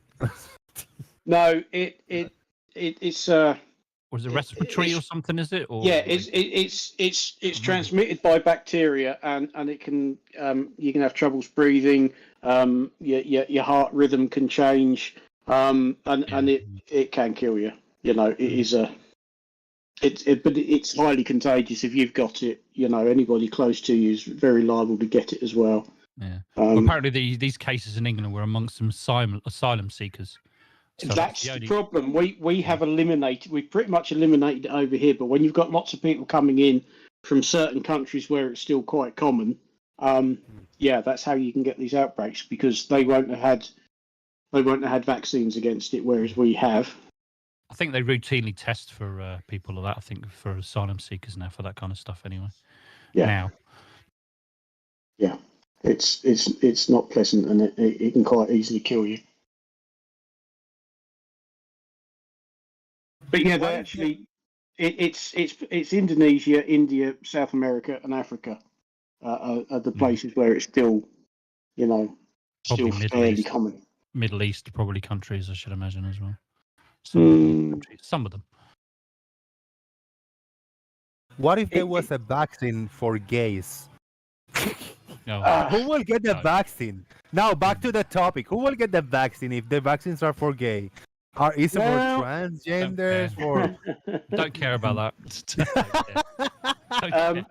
Who will get that vaccine? I mean, who will get it? Isn't an illness, and it's not just and it's not just humans that are gay. Hannah, what do you think? What if there was a gay vaccine, mandatory gay vaccine for gays? Oh, you're skating on thin ice here, mate. You are very much so. Bloody hell. Because I seen that African guy when he say, "Why are you gay?" You know, we all seen that. Yeah. Hannah, go ahead. A gay vaccine? What do you mean? To make people not be gay? Yeah, that's what he's on about. Yeah, I guess. Oh, just a gay vaccine, and that could be a double-edged sword because it could be for gays to not be gay anymore, or for straight to become gay. But it's mandatory, the vaccine. What do you think? Well, I don't even know what I'm trying to say. I have no comment whatsoever. Being gay isn't going to cause a public problem. So tell me, if we want to call a vaccine for gay, there's a vaccine for gay. What will be the parameters that encompasses, Hannah? All right, let's give the floor to Hannah. Hannah's going to explain to us the gay vaccine. Go ahead. No, I'm not going to explain to you the gay vaccine. Hannah, come on. Oh dear, Jose, come on. Gay vaccine. What are you going to call it? Gay away or something? Take your gay away jab. That's funny though. That's funny though. No, it's funny. So what if me, a straight guy, take the gay vaccine? What will happen? Hannah, that's a better question. What if a straight guy like me will take the gay vaccine? What will happen then? I'm presenting guilty. I'm presenting an impossible scenario here, right? I'm sorry, Hannah. I'm just trolling here. Impossible. It's like that question about the stop beating your wife, whatever. What if you don't, whatever. You'll find yourself worrying about colours ever so much now. You'll spend hours in the hardware store trying to find the right colour and the right fabric. I mean, steady, mate. You know, but you'll be extremely well dressed. What if there was a vaccine for balding people, and that vaccine will help and grow the hair? That would be good. That would be good. That would be more useful. Take this, and your hair will grow back. Now, if women take advantage of that and take that vaccine, what will happen? Will the hair grow in their bodies too, like on their face?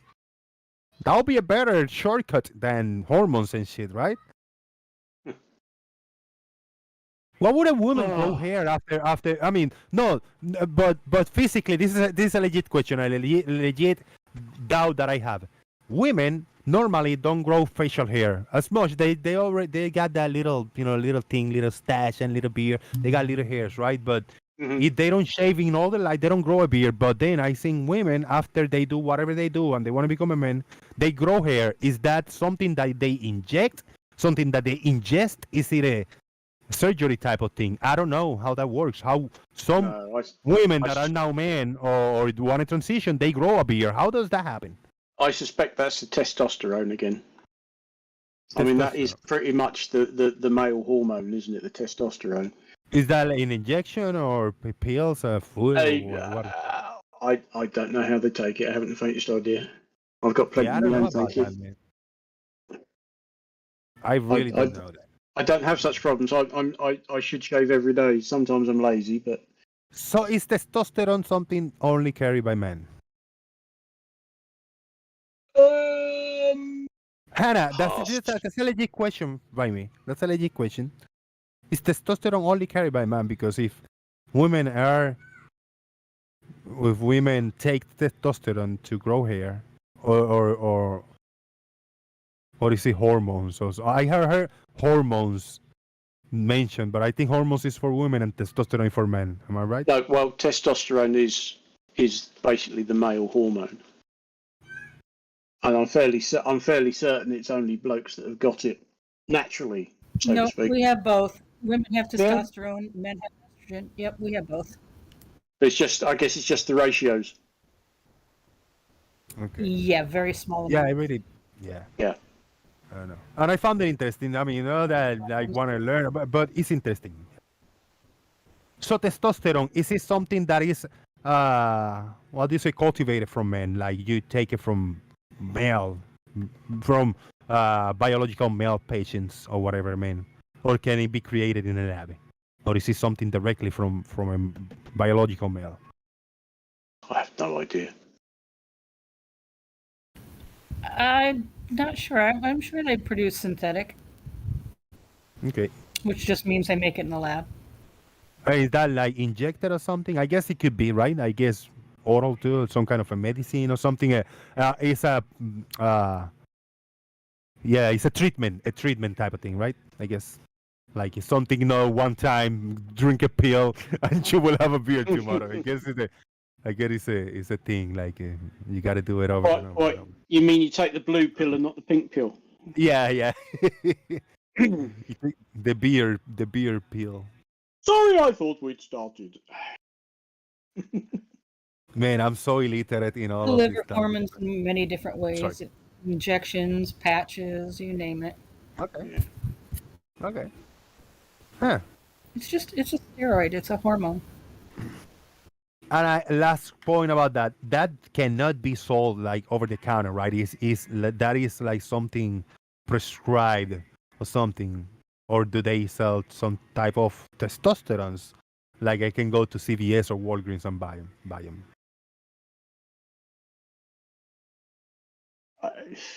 I would have thought that'd be a prescription, wouldn't it? No, you can't buy it over the counter. No, you can't, right? Okay. Can you give me 6 months worth of testosterone, please? Yeah, just put it in the food. Like, hey, that one girl, my neighbor. I said, like, I'm gonna fuck her so bad, and I bring her muffins every day with testosterone on it. One day she come over, what the fuck did I grow with a mustache? You know, I'm growing a mustache today. That'll be awesome. Drop 2 octaves. Hello, Jose. Yeah. That would be strange. Matt, what do you think? If they sell testosterone, would you bring it to your you, whatever that one girl you didn't like in high school?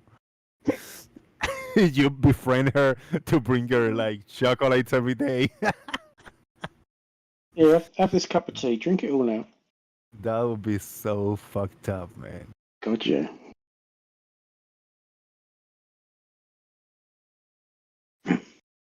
Hi. Hey, it's been fun, man, today. Appreciate it. It has. No, thank you, because I was at a loss of what I was going to do this evening. Yeah, good looking out, man. And then I saw you'd gone live. I thought, right, that's an excuse to pour myself a very large drink and go and join in. Yeah. Very good, very good. Testosterone is not only produced in the testes, despite the name. Shout out to Nerd Alert. The more you know. The more you know. All right. Earth is live. If you're there and you want to give some final thoughts, I doubt it. You haven't spoken in all this time. You're probably listening. Thank you for being here, man. Farmer's Boy, final thoughts, brother. Yes, it took a very strange turn earlier on, Jose. I don't quite know what you're thinking, but it's been educational. So thank you very much. It wasn't quite what I was planning to do on my birthday, but like I said, I was at a loss of what to do. So yeah, just one more time. Happy birthday to me. Thank you. Big happy birthday, Farmer's Boy. Good looking out. You're in very close to 60 now, right? No. No, I'm not. I'm 53 today. Oh, 53. Okay. 53. So I've got a little while to go yet before I'm knocking on the door of 60. Yeah. You're not even close. Yeah, you're not even close. Exactly. I'm getting very close. What the hell? And then in 5 minutes' time, I'll be 50 bloody 9. Yeah, I know. Congrats, brother. Happy birthday, man. Thank you very much, mate. Here. We had a little chat. We had a laugh, man. And yeah, I'll be touching in some of these weird topics from time to time because why not? You know, the fuck, why not? Well, yeah, nobody wants to come and talk flat Earth anymore, do they? It's entertainment. I don't do it for education, and I'm not trying to convince anybody about nothing. We kind of just putting our opinions back there. Now, if anybody have evidence to back up or something, that person, we might do a slightly bit of education if that person want to present something, and that will become more of a presentation, and then we'll take it from there, and we still make it entertaining. So hopefully we'll keep throwing entertainment for everybody. Gary, you're there. If you want to get a second for final thoughts, shout out to you. All right. Hannah A. Thank you for coming in. Appreciate you chatting with us. It's been entertaining. Final thoughts. I'm sorry that I pissed off NASA. Oh well. They'll get over it. Made a rage quit. Yeah, first time. You did good. Thank you very much. I appreciate it. Always nice to hear you here. Matt, M2M, final thoughts, man. All right. For those who made it this far, please hit the like button. If you're watching, you better have already hit the like button. And please check on the links of sorts in the description box. We're gonna move in the Discord to the Daily Nonsense text chat. So I'm gonna open to public the Daily Nonsense, and we are going to private the Daily Boom Live. Daily Boom Live will only be open in the live shows, and in the meanwhile will be the Daily Nonsense. Anybody can come in and join Discord and join us in Discord. I really appreciate everybody's support. There was a PayPal there. There was a few super chats. Thank you for that. I really appreciate it. Everybody stay safe out there. One more time, for those who don't know, there are news, there are articles, and everybody is throwing their condolences to Bob Nodell. I never knew how to pronounce his last name. Bob Nodell from Globebusters passed away yesterday. Big condolences to his wife, his family, and his close friends. He rest in peace. Everybody, please take care of yourself, take care of each other, and have a great one. Jose JG out. Squeaky Earth. Boom.